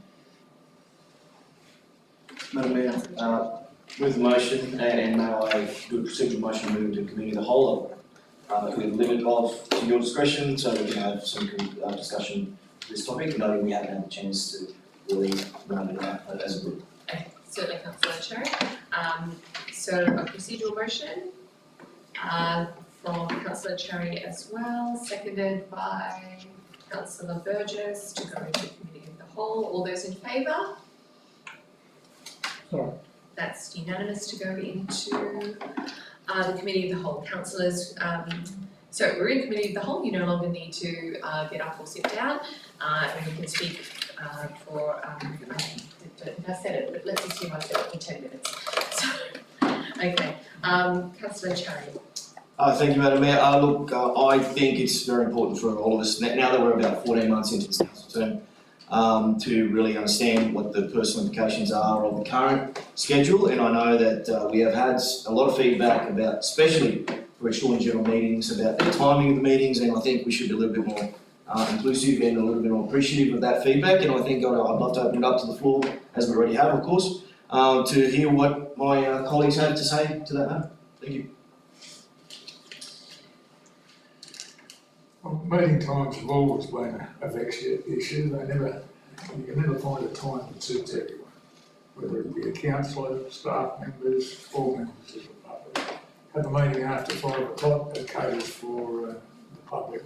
Well, it does for some and it doesn't for others, because people commute to and from work in Canberra, so 5 o'clock, they've got to knock off mid-afternoon to get to the council meeting. So it's really problematic.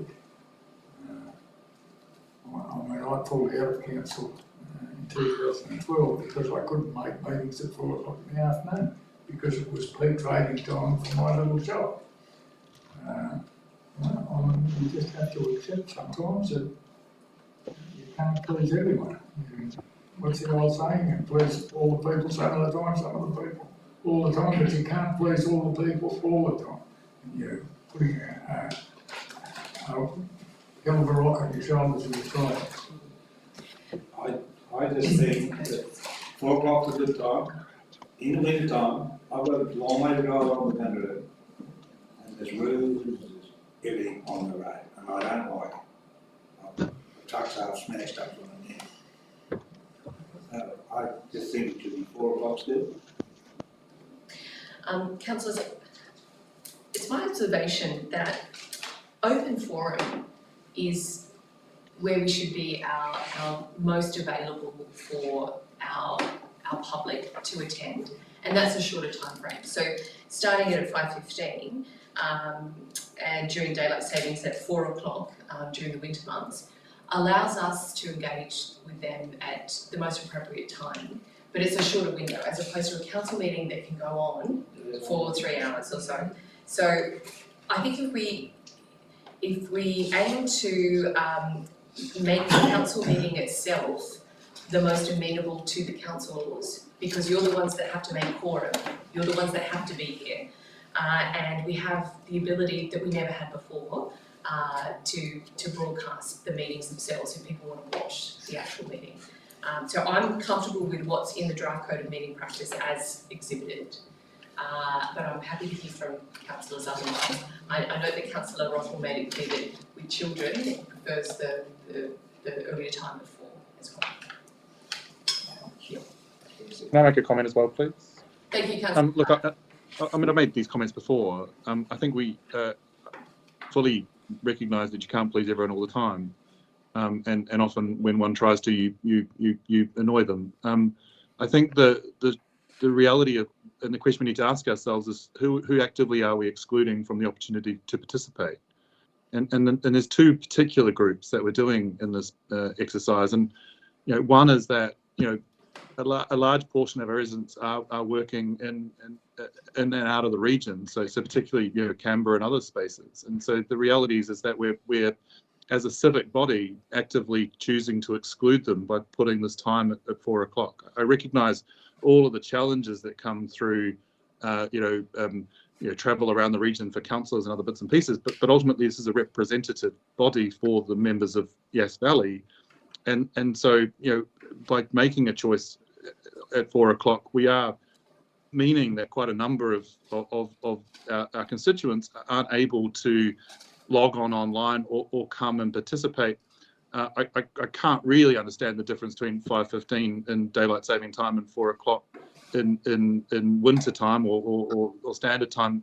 That seems slightly irregular just by choice. But the point ultimately is we are excluding members of the community, and it does have challenges. And I speak from my own challenge as a representative, which is I'm in employment, and my employers have been incredibly kind in terms of allowing me to participate, but it does make it challenging, I'm just, even small changes to this I think would be reflective of potentially sending the right message to those that might want to represent the community as well, and it goes back to those changes that I think are not positive changes that have been made to the codes of meeting practice, because the reality of the business world and the like is that it's difficult to necessarily be at a particular point in time on a Thursday at 4 o'clock. It just makes it difficult for potential participation, and I would have thought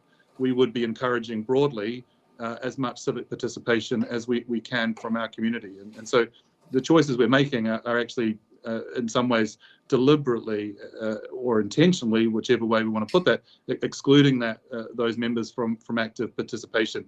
We heard that in relation to the conversations in the extraordinary general meeting around the potential for a special rate variation. We've heard that a number of items that we've raised, that people would like to have been able to come but simply couldn't. They probably don't have the ability necessarily to have those conversations with their employer to say, hey, I've really got to attend this. And so I'm just worried about the kind of messages to our constituents and messages to potential members of this chamber about who we're welcoming into the particular fold. And so I realise you can't please them all the time, but my principal concern is who we are choosing to exclude, and that's an interesting choice. Councillor Carter, are you offering an alternate? Anything later than 4 o'clock. Okay. Councillor Carter, I just want to clarify, when you talk about participation, are you talking about addressing council in terms of the access to the open forum, which we're now proposing for 5:15 for daylight saving hours, and noting that in terms of access to the live stream, that's held as a record online, so anyone can log on, say at midnight, to actually watch the meeting itself. You don't have to be there at 4 o'clock to observe the meeting. So I just wanted to clarify what you mean by participation. I think I mean two things. I think one participation is an act of attendance as well. So it's not just live streams are live streams, but I would much rather be in the chamber with you right now, as much as the live stream is still going, and I can't. Well, I could watch it later on tonight, but that wouldn't be perhaps the right way of engaging in the role I hold. But the point is participation is not just the ability to access; it's also the ability to attend. And we know, for example, in certain of the mayoral minutes that you've raised, there were large members of the gallery that came. And there might well have been more members of the community that wanted to be there as well. This is not just about public forum questions, although I don't quite understand why we're making differences between daylight saving and non-daylight saving. That's not particularly clear in the report to me. But the point is that participation is not just the ability to access; it's also the ability to attend, have a presence, and those kind of, which we hold as being parts of the right to assembly, for example. As a general sense of a human right that we talk about. So I'm just concerned that we're just, the implications is that we're saying that, if you can't come at 4 o'clock, you can only watch it online later. That's probably, again, not quite the right message that I'd want to be sending to civic-minded members of the community. Councillors, something that was pointed out to me by Councillor Cameron when we attempted to do our roadshow of our community strategic documents and our long-term financial plan. We attended a meeting in Wee Jasper in the evening to make ourselves as accessible as we could, and it was well attended. I think we had over 20 or 25 members of Wee Jasper. I think it was one of the most well attended. Conversely, the staff and councillors returning from that had the most precarious ride home in terms of dodging a ruse. And I noted that Councillor Cameron decided not to go on account of that issue as a safety precaution. And I think we learned that lesson the hard way, Councillor Cameron. But I have significant concerns for not only our constituents getting them home safely after a meeting, but also for councillors like Councillor Burgess. You know, I commend what he does every time he has to come to a meeting in terms of returning. Another thing I think, even all the staff here, they don't get overtime for meetings, do they? No. They've got to sit here all hours of the night. When you go at 4 o'clock, we'll go on. I've been here for 30 years on this council, and we've always been at 4 o'clock. First year I was on there, first time, we used to go to dinner at 6 o'clock.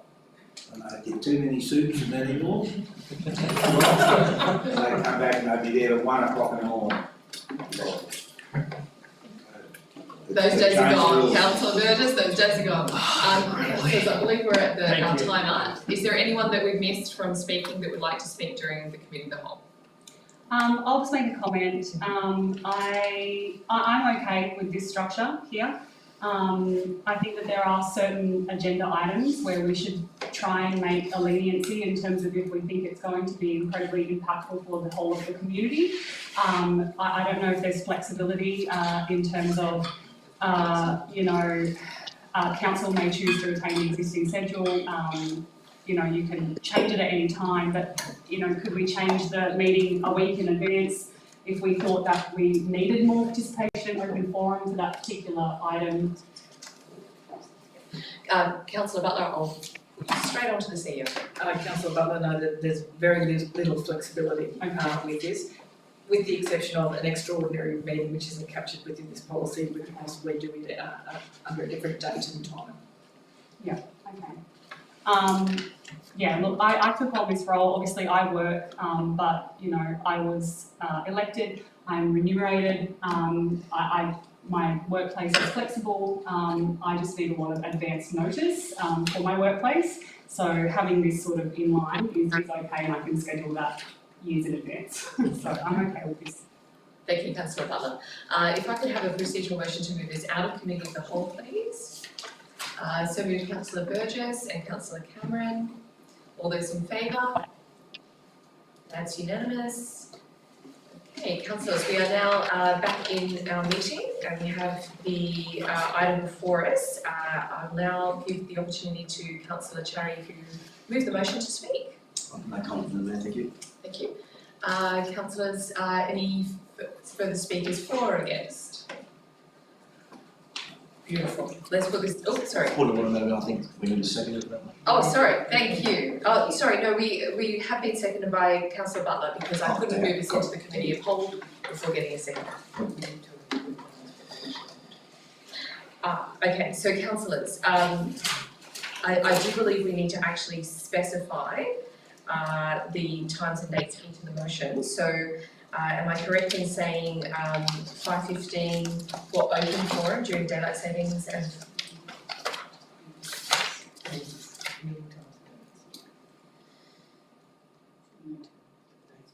oh, you need us for the dates. Oh, you're asking councillors to do a calendar. Just the freedom. Sorry, I lost the there of what you said. Something about 5:15 for the open forum. Yes. Okay. Oh, excellent. Thank you. Okay, so we're inserting 4 p.m. The 4th Thursday. Sorry. So okay. So the ordinary meeting of council, as is. Is that what you're saying?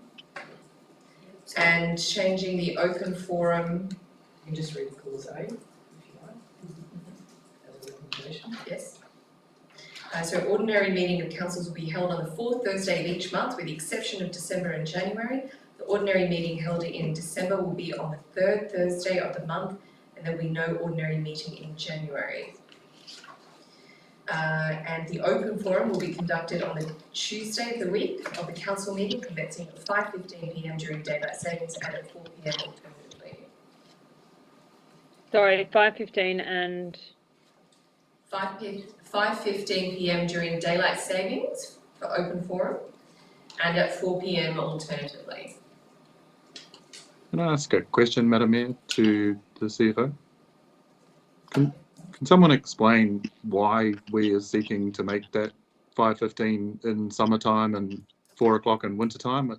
I just don't understand. A, it might be confusing for people, and B, I don't know. You can ask Mr. Maguire, but Or for maybe the CEO. actual result, you might want to speak to the CEO. Through you, Madam Mayor, Councillor Carter, there was lots of discussion when we were talking about the code of meeting practice last month, I think it was, yes? And I believe that it was to do with being able to travel for some councillors at an appropriate time of day and night with daylight savings. But can I a follow-up question? But is it not that forum is online? No. Sorry. Yeah. So the public forum is still face-to-face, where the public get to present as they always have done. The only difference being is that the public forum that you can Teams in or be online, whereas the new code of meeting practice, you can't, as a councillor, be online for a council meeting. Right. So all councillors could turn up by Teams to the public forum. Correct. So I just okay. So we're making a change because some councillors may want to drive in. Is that the idea? That was based on last month's discussion at council meetings. Through you, Madam Mayor, I think also I wasn't able to attend. the 5:15 was brought about as well because we were trying to create as much flexibility as we could. We were trying to push it as late as we could, and that's why we said, okay, well maybe in daylight savings the roads will be safer to drive home a little bit later. That was the change in the 5:15. I think it was just trying to give as much flexibility for the public to be able to attend at a later time. Thank you, Councillor Butler. I'll just give the opportunity for our Director of Community and Corporate to speak as well. The other reason, thank you, through you, Madam Mayor, the other reason for the change was to shift to when we're having the workshop, to have the public forum at the time of the workshop, to put some space between the speaking and the actual council meeting. Noting that some of the changes that are coming in will not allow us to make alterations to a planning matter from the floor and will require, I think, 48 hours for the staff to review that change before it is presented at council meeting. So if we hear something from the open forum that encourages councillors to seek an alternate, it gives us that flexibility to do that. Councillors, do I have any further speakers for or against this motion? So let's just put it up on the screen so everyone is able to see. So we're including the ordinary meeting of council to be held on the fourth Thursday of each month, with the exception of December and January. And the ordinary meeting held in December will be on the third Thursday of the month, and there will be no ordinary meeting in January. That the open forum will be conducted on the Tuesday of the week of the council meeting, commencing at 5:15 p.m. during daylight savings and at 4 p.m. alternatively. And that the day and time of ordinary meetings of council may be changed by resolution. Yeah, okay, thank you.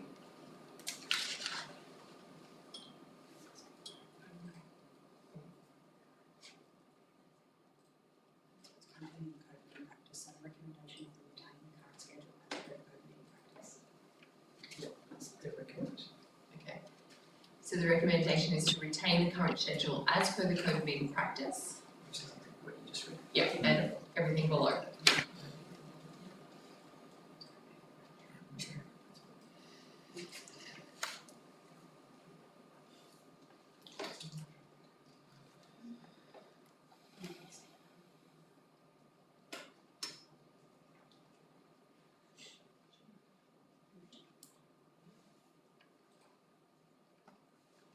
So that is the recommendation. Okay, just that. Councillors, this has been out on public exhibition. We now have it before us. We have a mover and a seconder. Just give the opportunity for the mover to close. Okay, all right. Let's put this to the vote. All those in favour?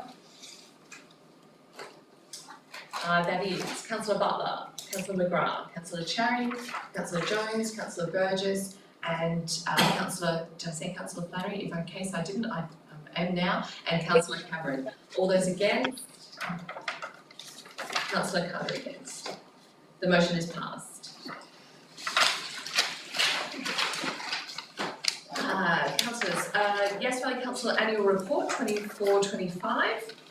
There's a recommendation before us to adopt the report in accordance with section 428 of the Local Government Act, etc., and that that Council's Chief Executive Officer or her delegate notify the Office of Local Government of this publication by providing a URL link to Council website. That is a recommendation before us. Do I have a mover? So moved, Councillor Butler and Councillor Cameron. Okay. Councillor Butler. Councillor Cameron. Any speakers for or against the motion? Councillors, we are happy to be succinct. Let's put this to the vote. All those in favour? That's unanimous. Thank you, councillors. Moving on to the Community Satisfaction Survey, the draft action plan. We have a recommendation to endorse the draft Community Satisfaction Action Plan for implementation. Councillors, do I have a mover? So moved, Councillor Cherry. Seconded, Councillor Carter. Madam Mayor, thank you. Just very quickly, I'd like to acknowledge the efforts of our Director of Corporate Community and her staff that have put the efforts that they've put into this, ensuring that our community is surveyed in a meaningful and relevant way. The methodology proposed in this plan focuses on asking questions that are genuinely reflect the needs, expectations and priorities of the Yass Valley community, rather than just relying on generic metrics that don't address our local context. This draft action plan shows a clear intent to listen to our residents properly and to convert that feedback into practical improvements in how we deliver services, communicate with the community and engage with our community. I'm very pleased to support this plan. Thank you, Madam Mayor. Thank you, Councillor Cherry. Do we have a further speaker for the motion? Speaker against the motion? Councillor Cherry. Oh, sorry, Councillor Cameron. Just some questions, quickly. It's an interesting read. I found it quite enjoyable. One of the things there in regard to waste is advocate for FOGO. Now, does this mean I'm not sure who to direct this to the Mayor, to the CEO. And we'll figure out how to filter it down. Okay. Does it, in regard to FOGO, does this mean we are going to apply for funding for FOGO? As I believe the final 2 rounds, after many years of FOGO grants, of such grants, are happening next year. Through you, Madam Mayor, I can confirm that Council is preparing an application for implementation of FOGO for this round. And does that, so the one coming up, and does that include green waste as well? Or Well, that is FOGO. Yes, that's right. Food, organics, garden organics. So we're going to go for the whole lot. Okay. So if successful with the grant, and I'm not sure how much the grant is going to bring towards us, will this be a major project that the community can be involved in at an early stage? And how do you see this happening? Is this a major project, the implementation of FOGO? So the grant itself is very specific. There's an allocation per resident is how they calculate it, and I can't recall off the top of my head exactly how much that is. And it can't be used for infrastructure in terms of implementation. It can only be used for things like education, small things like bin caddies in the kitchen and the like. So a lot of it's around educating our community before it comes into play. Right. And that's what we'll be doing. It won't be huge sums of money. Because there was some reasonable amounts of money previously. Okay. And another question. I noticed that there's some move towards hosting regular town hall meetings. Is that on the cards? Yes, it is on the cards. We did the IPNR roadshow back in June, I believe it was. And we try and get out each year. How those town hall meetings or engagements occur is depending on what topics we have to engage on at the time. It is quite resource intensive for us to do, but we do try to get out there as much as we can. And some of those might be attendance at other meetings as well. Okay, thank you. Any further speakers for or against? Councillor Cherry, would you like to comment? I'm not. Let's put this to the vote. All those in favour? That's unanimous. Thank you, councillors. I'll now step out of the chair for this item because I have a declared conflict of interest, and I'll ask our deputy to step into the chair.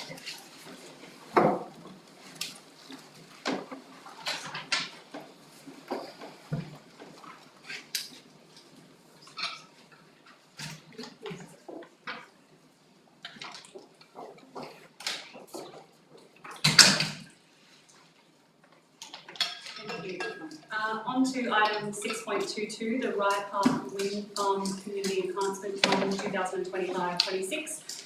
We have a recommendation that council endorse the Rye Park Wind Farm Community Enhancement Fund Committee's recommendation for funding allocation. I'll move the recommendation. Thank you, Councillor McGrath, and a seconder. Thank you, Councillor Cameron. Councillor McGrath, would you like to speak? Right. I'd just like to say that the committee worked very well together. I think the result that we came up with was one that everyone was pretty happy with, including all of the applicants. Not that they know yet. Councillor Cameron, No, thank you.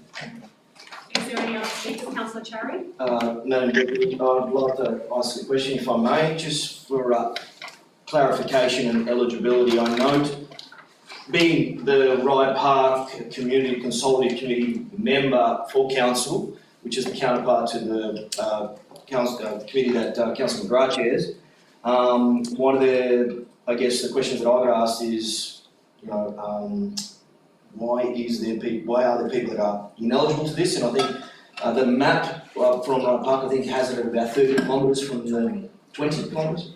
I note, and purely for clarification, that one of the applicants that potentially could be successful from one of these grants provided, or an amount of money to be provided, is the Murrumbateman Cricket Club. And I think, being from Murrumbateman, I know that we are not within 20 kilometres of the Rye Park, so can we get some clarification on that, please, just to understand that? Thank you, Mayor. It was a joint application between Murrumbateman Cricket Club and Yass Cricket Club, and that was the reason why we felt ineligible. Okay. Follow up if I may. So does that mean that the Cricket Association will manage those funds on behalf of the Cricket Association, or does that get deferred to the Murrumbateman Cricket Club because they were the ones that applied? I will probably spend some time talking to the person who applied and work that out with them. Thank you. Thank you, Director of Corporate Community. Are there any other questions or comments regarding this? I will just make a comment, and I don't want to single out anyone here, but today I did visit the Vine Community Food Care. They're open on Thursday. They're in Lee Street in Yass, and they run such a wonderful community hub for food. With our high winds, our sporting group got cancelled yesterday, and we had a huge amount of excess bananas that we needed to offload.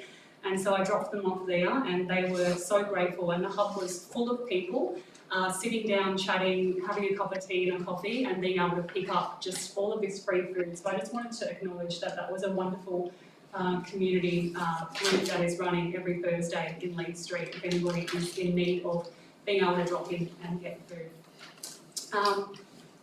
To close, Councillor McGrath, anything to say? No? Well, I'll put this to the vote. All those in favour of item 6.22, Councillor Cherry, Councillor McGrath, Councillor Carter, Councillor Flannery, Councillor Cameron and Councillor Burgess, and myself, it's unanimous. Thank you.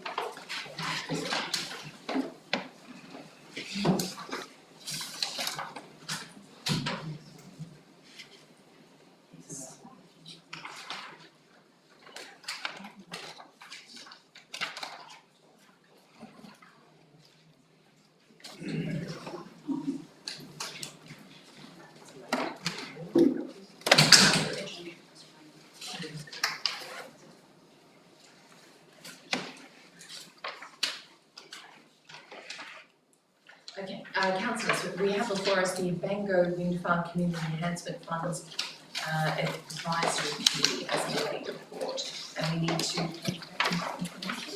Yep, okay, yes. So councillors, can I have a mover and a second to place that item into confidential? Thank you, councillor Butler. Councillor any speakers for or against that, confidential? Let's put that to the vote. All those in favour? That's unanimous. Thank you.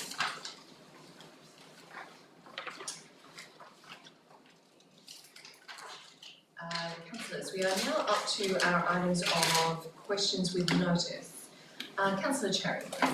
Thank you, Madam Mayor. I'd like to move subsequent motion post the answers to these questions, and I'll send that through to the Executive Assistant. If you don't mind putting that up on the screen, I can read that out for wider awareness.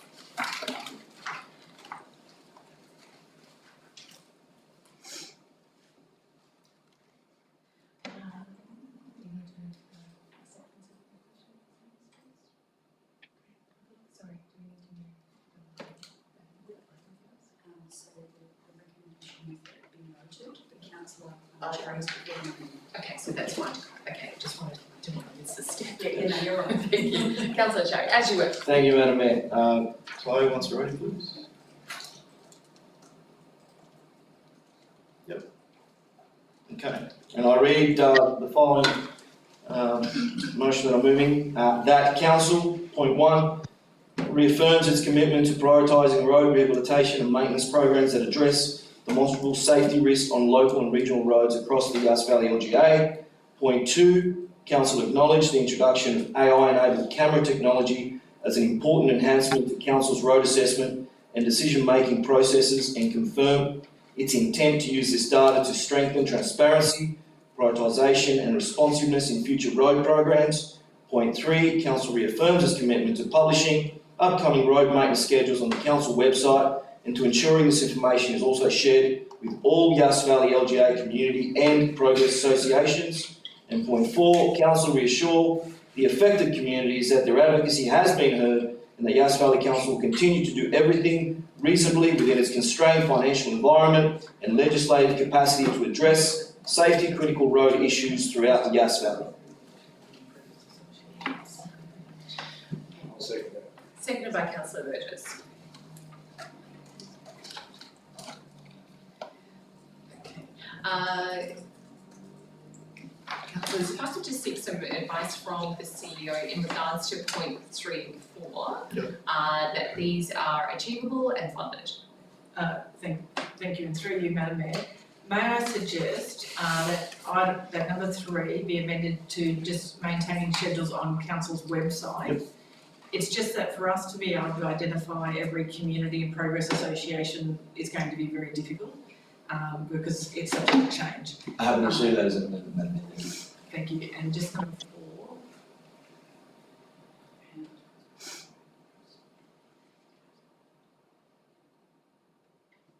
4. Yes, look, in terms of item 4, we believe we're doing that within the budget that we have allocated, so it would be business as usual unless something specifically comes up, at which point we would come to council and ask for either a revised budget or a revised program.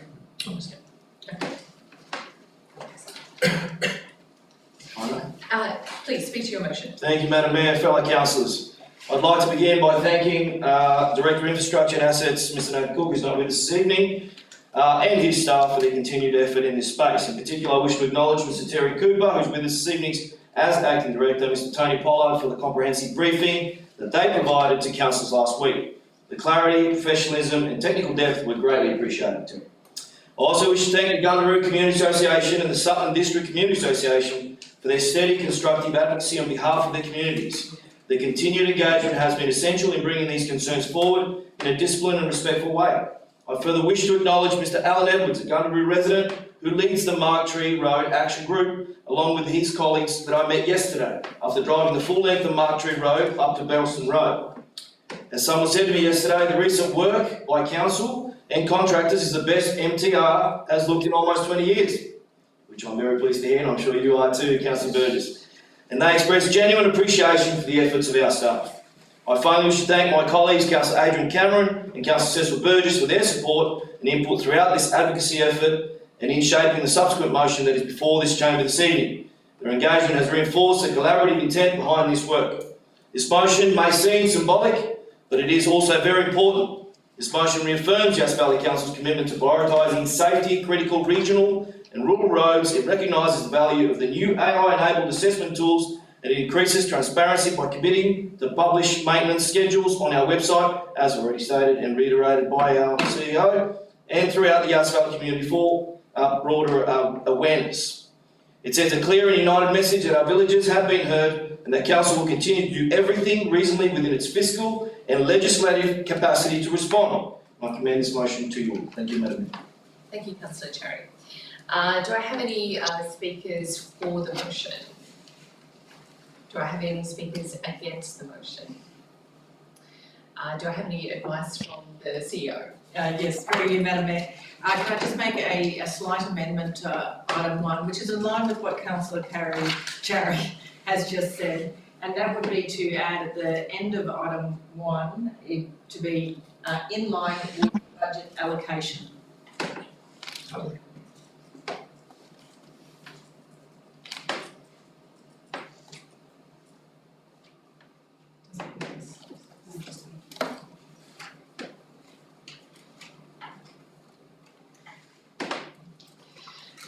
Councillors, I'd like also to speak for the motion.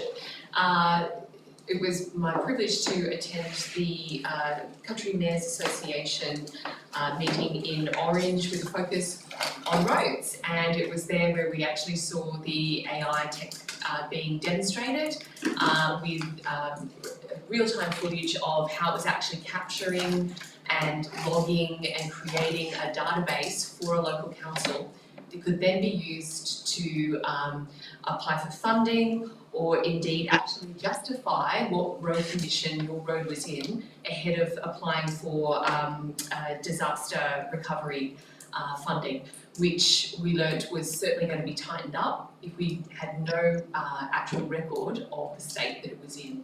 I might actually ask a question of our acting director, Mr. Terry Cooper. In regards to the amount of funding that we received in the last batch, what was the quantity and what would we be missing out on if we weren't able to accurately categorise the condition of our roads, for example, in a disaster? Through you, Madam Mayor, basically the current position of, because it's moved across to the current New South Wales Construction Authority, it's not with Transport for New South Wales, they would reject all our claims because we couldn't demonstrate prior condition. So in the batch that we had, I think it was the 2022, when we got smashed by all the storms, Councillor Brown will remember this time well, at the pointy end of receiving a lot of emails. So I think we ended up with 3 batches of draft funding, and we're discharging our last batch.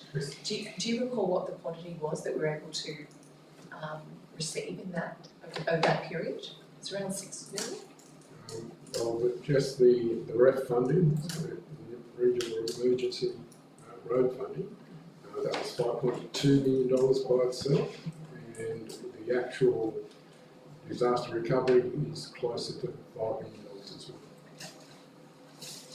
well. So in this environment of, have it logged or lose out, I just want to commend the CEO's prompt purchase and push to introduce the AI tech. So just want to commend the actions of our CEO in this matter. All right, over to Councillor Cherry.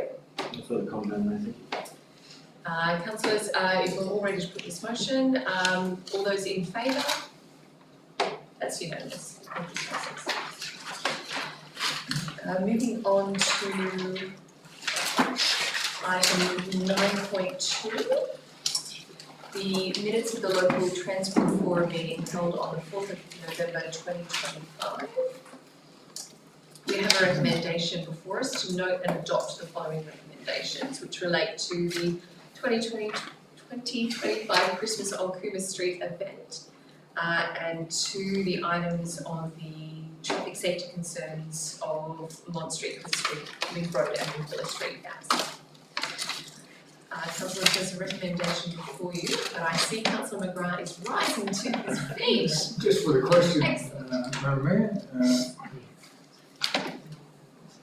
Do we have a mover and a seconder to allow for questions? So moved Councillor Butler, I'll second it. seconded Councillor McGrath. Over to Councillor Brown. Thanks, Councillor. You're welcome. Any reasons for the rejection of the council resolution in relation to requested traffic calming devices and speed limit on the Mont Street and subsequent streets? I applaud your curiosity, Councillor McGrath, and I'll now through the CEO ask the Director. Pretty much there. There are a number of reasons the recommendation from the resolution from council wasn't adopted. One is the particular road won't meet the requirements for a high pedestrian area. So representative for Transport in New South Wales said there's no way that would be approved, so don't waste your time doing it. The main reason for the traffic calming devices and the recommendation was basically that was the feeling of the committee. It was pointed out to the committee, was forum, and that was contrary to the recommendation, the resolution of council. However, they're a technical committee, they make recommendations to council, and council doesn't have to adopt their recommendations, they can adopt something different. And they just don't see any need for traffic calming devices in that particular area. However, noting that, they're also aware there are no accurate statistics to support the need for calming devices. The speed information we have available for that indicates that basically all the vehicles are generally driving below the posted speed limit as a whole. So the current posted speed limit, which was 50 kilometres an hour. Now there was one outlier which was driving at just over 70 kilometres an hour. But the average speed below 50 kilometres an hour.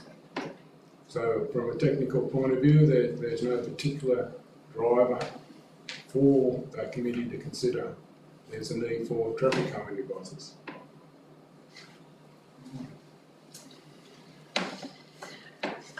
Thank you, Director. I note that the request to establish a high pedestrian activity area on Holding Street from the intersection of Cooma Street to Church Street has been referred to review of establishing a high pedestrian activity area on Cooma Street. Okay. Having been a former chair of this committee, it's always frustrating when you have a request for example, a pedestrian crossing, and the response that will often come back from the technical committee is in doing so, you're placing something that normally attracts high volume of pedestrians to it, but when there's not a high volume, that can actually create further risk for the pedestrian because they can actually choose to cross in that section, and the motorists are used to not seeing pedestrians in that space. So while it's desirable for the community to have it, the actual action of doing so might actually place someone at risk. Which is why I can understand that the establishment of a high pedestrian activity area has been rejected, unfortunately. Councillors, do we have a speaker? Oh, sorry, Councillor Carter. Can I ask just a question, and it's just hard for me to understand. I'm just not sure why the traffic committee would recommend 2B, so that's council not support the current nor any future request to install traffic calming devices. I'm just not sure why we need to have the future statement. Is someone able to explain why we're trying to tie every future council for the rest of eternity to not ever having any traffic calming device on Mont Street? I just don't know why we would do that. wouldn't it simply just be sufficient to say we just don't support the current motion? I can't predict what's going to happen tomorrow, let alone 25 years on Mont Street. So I'm just not sure why we're trying to tie council down forever. Councillors, I'll actually seek some advice. I think we may be able to set aside and if you wanted to give support for the rest of the recommendation, or we could do this in seriatim, so we get the option 1 sorted and then deal with option 2, if that's your preference. A carries what B intends. I just don't really understand why we're then tie in the future.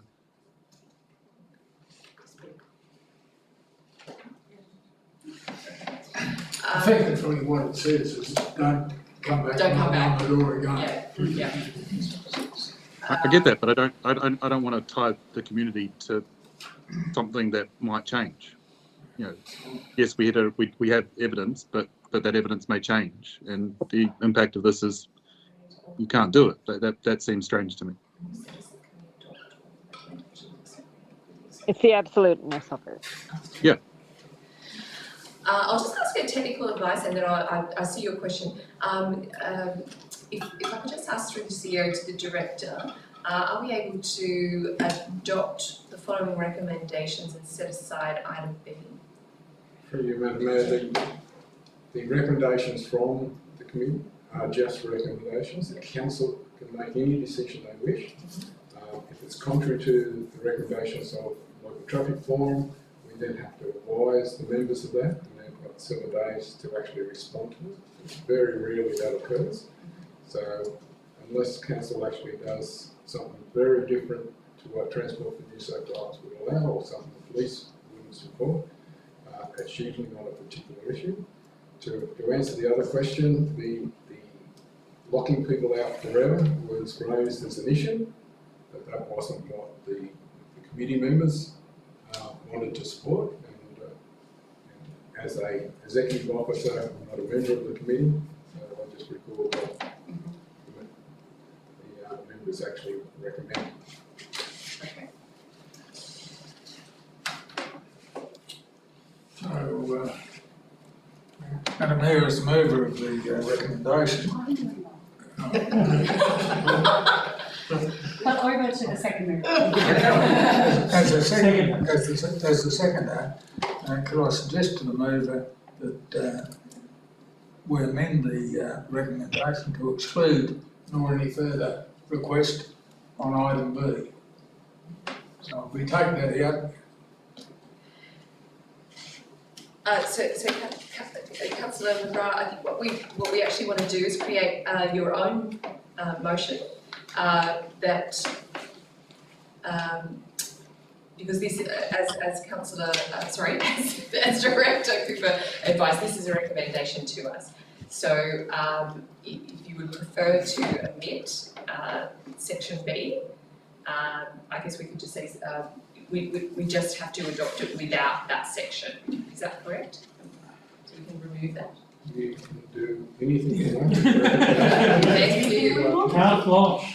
My suggestion, Madam Mayor, is that we simply take out as 4 words in item B, would say, nor any future request, so that we don't close the door, we don't slam the door in someone's face. Request needs to stay, just because I was not support the current request to install traffic calming devices.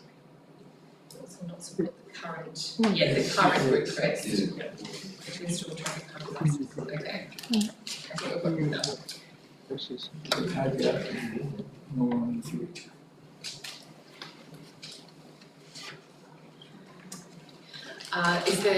We can do that. Usually I say is the seconder amenable, so the mover is amenable, and the seconder obviously is. All right. Councillors, we have an amended motion before us. Do we have a speaker for the motion now? Do we have a speaker against the motion? Councillor Cameron. Could say why not. Look, that's an improvement. I was going to move an amendment to just wipe out 2B totally. But I think from my point of view, I think there's a consideration here that we need to think about. what we're thinking about here is cars and vehicles and movement of traffic. And I don't think that's the way to look at it. The issue for me is the lack of footpaths. There's a complete lack of footpaths around that area. And I'll give you 2 examples. I know in one of the houses there's an 80-year-old woman who uses a walking stick, who wants to get to Woolies and Aldi, doesn't drive these days, and then has to get there somehow. And she finds that the nature strips are very variable, and so she walks on the road. Very dangerous. Another example, some people I know who used to live near us, a young paramedic and a relatively young police officer, used to walk their dogs around that area, and particularly in the morning when the tradies were zooming down the street in particular. And they also said to me that it's very dangerous with the lack of footpaths. So it's really about active transport to some extent, and I don't think we're going to get an easy answer putting footpaths there in the near future. But things are changing, and I think putting out the future thing is really important for 2 reasons. One is people like, I could say Councillor McGrath, but also myself, are getting quite a bit older, and those people living in that area are downsizing. And who's going in there? It's young couples who may not have even started a family. So there's going to be pressure on in the immediate area concerning pedestrian safety for prams and wheelchairs and all of that sort of thing. So eventually we're going to have to look at footpaths and active transport. On the other hand, the people who know about Ross Street, like I do, further up, there's a new development going in, which we've been on a site visit there, and which was going to be, I forget how many actual houses, but at least 30 to 50. 55. Sorry? 55. 55, thank you. Good memory there. 55.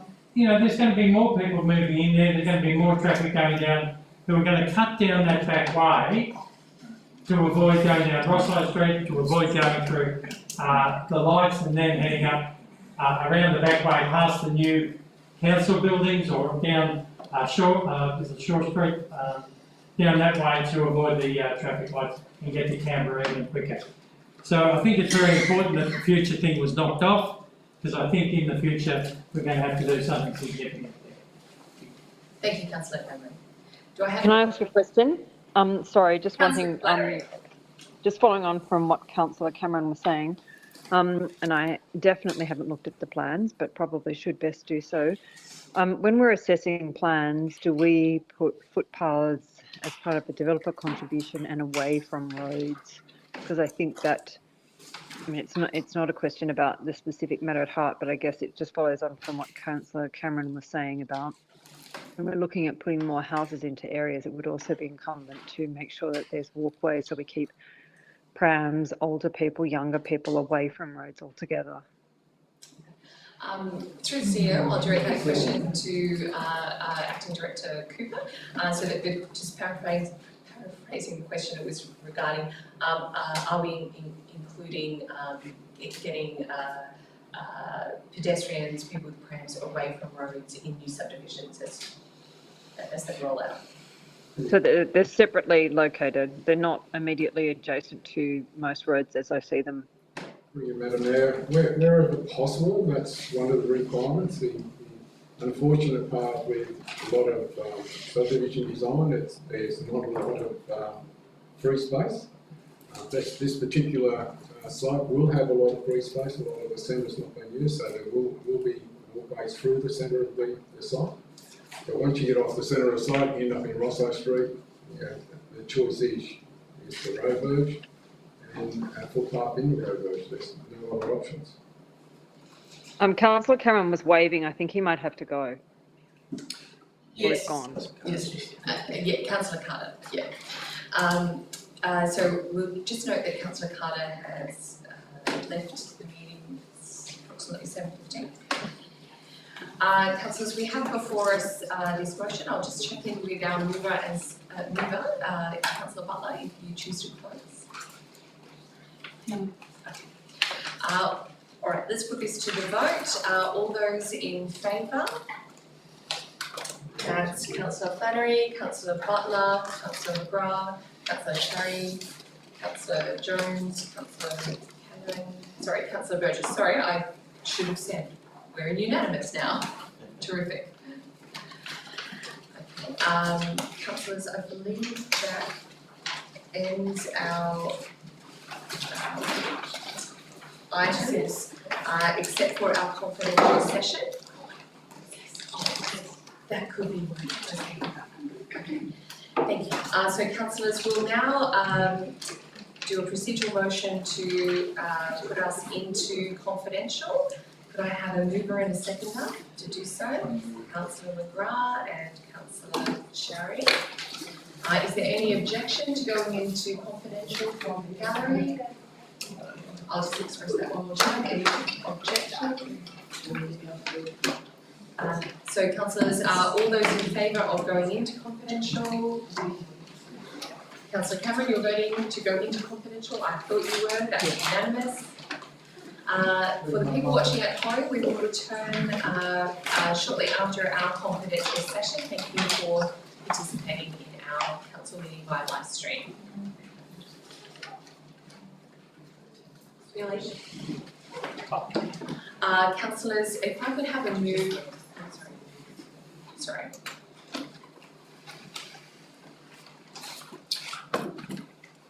Oh, We're just pausing while we do the confidential section.